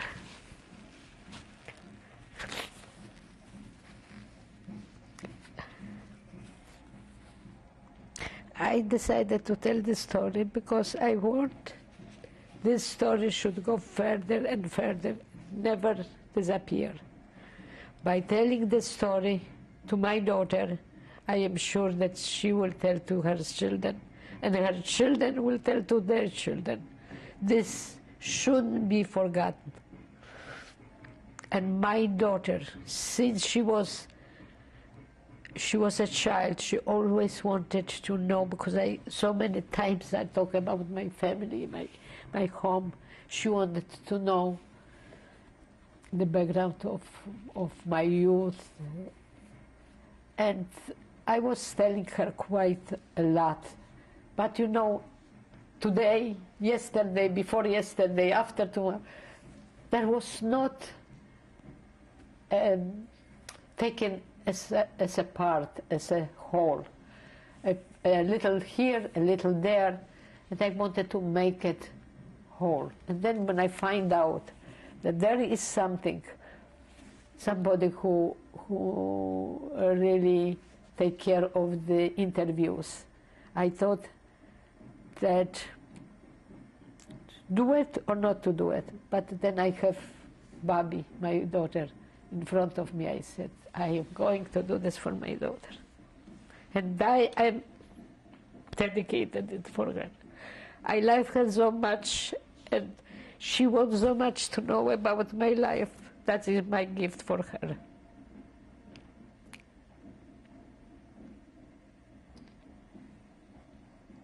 Is there anything else that you would like to add? I just want to mention the people who help us to get through the hell. Because there is very, very few who remember, very few who did it. And I was lucky enough to have people whom I still remember the name. Maybe not too close, but I wrote down the name in order to remember, because they partly responsible for our survival, and I cannot forget them. At least in my interview, I can remember their name, especially to family Ambrosiewicz, whose children are still alive. Thank you very much for this opportunity of hearing your story this afternoon.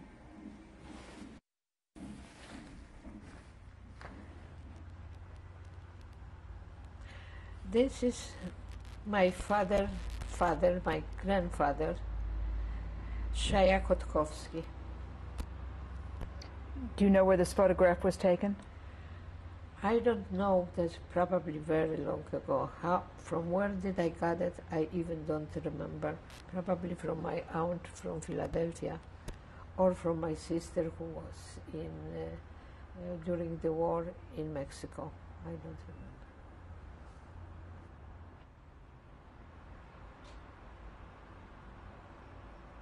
This is my beloved mother, Anya Jolson nee Kotkowska, and my very handsome father, Abraham Kotkowski. Do you know where this photograph was taken? This photograph was in Warsaw, for sure, and was given to me probably by my sister from Mexico. How old are your parents in this picture? Do you know? How old they? In this they were? photograph, how old are they? Well, my mother, when she married my father, was about 22 years old. My father was a little, yes, my father was, I think, 10 years older than my mother. That was his second wife.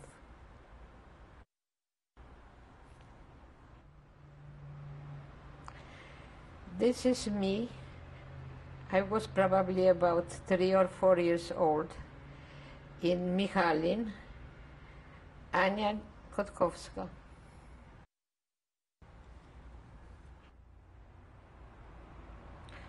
This picture is taken somewhere in the country. On the right side there is my grandmother, my mother's mother, Marmalstein, and on the left side is my sister, Marysia Kotkowska. Who are the other people in the photograph? The other pictures, they are my cousins. One is from family Kahan, one is from Schwertak, and that's all. That's right, I remember the names. My mother's relatives, brother. This is myself with my little sister, 2 years old, in Józefów in 1938. What is the name of your younger sister? Dorenka. Doris. Dorothy. Deborah. This is a head letter of my father in his business on Nalewki 20, A.H. Kotkowski, Warszawa. And the address is Nalewki 20. What was your father's business? Cutlery. Cutlery. Cutlery. Oh, this is a picture of my school. I believe that this was in 3rd or 4th grade, Yehudia, Gymnasium Yehudia. I cannot recall all the name of my girlfriends, but I see in the middle of this is my teacher. Excuse me, I have another. No.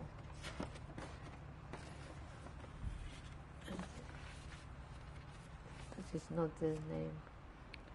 Can you tell me where you are in this group of children? I am on the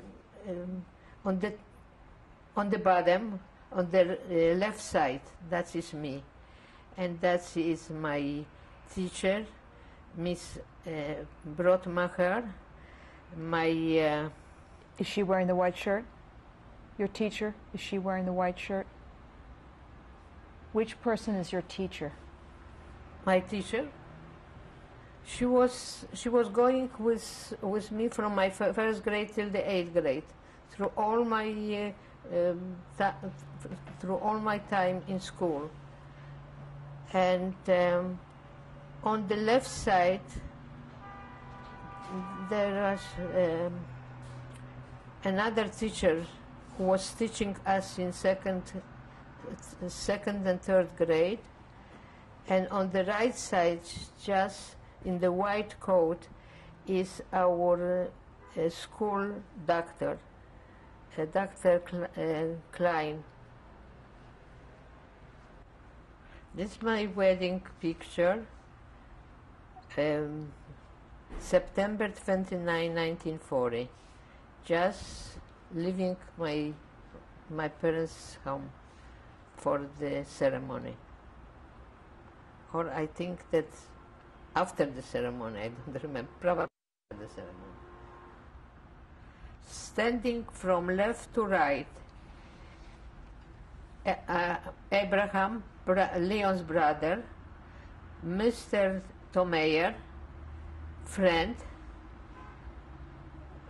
then Tomeyer Senior, the fourth is Leon, then is Michael Bash, brother-in-law, Leon's brother-in-law, six, Faiga, my cousin, and next to her is Luba Gandhi, and next to her is Luba husband, that's our friend, Leon's friends. Then is Levin, bookkeeper of Leon's business, and then is me, Anya, and then is Esther Heiblum, Felek Naiman, Sesha Naiman, Dorenka Kotkowska, my sister, Sala Gandin, and some from the Leon's office. Sitting is Mrs. Litvak, Sarah Bash, this is Leon's sister. The third one is my mother, Jadzia Kotkowska. The fourth is Leon's mother, Blima Joselson. The fifth is Jakub Neumann. The sixth little son, Salush. And the seventh is Isaac Heiblum. That's his cousins, Leon's cousins. And the wedding picture is September 29, 1940. This is my legitimation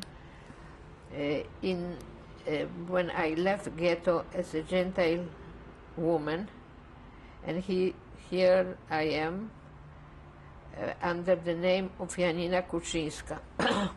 I don't think that there is a date of my birthday, but this is the document without which you couldn't move in Warsaw. And this is legitimation of Dunia, our savior, a lady who was helping us during our hiding. She was the one who knew our address all through, and she is the one who brought us all the news and the most important food. Without her, I don't know, we would probably die from. When my mother-in-law, Blima Joselson, was dying, she gave it to me maybe minutes before she died, this golden watch. And I cherish it. It's a beautiful, very old, quite expensive. I don't wear it because I am afraid that I will lose it, or I will disappear somehow. It has great value. This is the picture of my family when we first went to Poland together to see what happened and tell them story about our survivor. And here is my husband and I. The tallest girl is my daughter Barbara, and next to her is my younger daughter who passed away, and above her is her husband of Barbara, David Blumenthal. What is the name of your youngest daughter? Dorothy. This is engineer Julian Abrozewicz, the creator and the builder of our hiding places in Warsaw. He was the most fantastic person I ever met.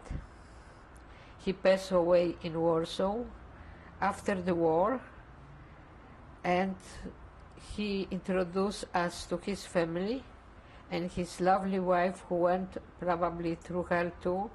They didn't know about us at all. We were introduced through him to his. This is a train line in Treblinka where my parents and relative of Leon was taken to. It is symbolic. I couldn't take any other picture because I was just too excited. So I took just the line of the train, and that's all. And these are picture of my lovely family. Standing is David Blumenthal, husband of my daughter Barbara Blumenthal, and her 3 children. The tallest is Adam Blumenthal, Gideon Blumenthal next to him, and in the center Shira Blumenthal.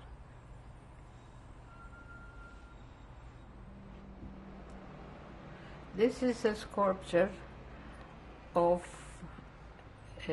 Nathan Rappaport, sculpture which show children who were Korczak with children living ghetto, Warsaw Ghetto. This sculpture is now above Park Avenue Synagogue and is very important part of our life because of the sculpture himself and the picture which represent that even children, small children, were taken to the most horrible place in Treblinka.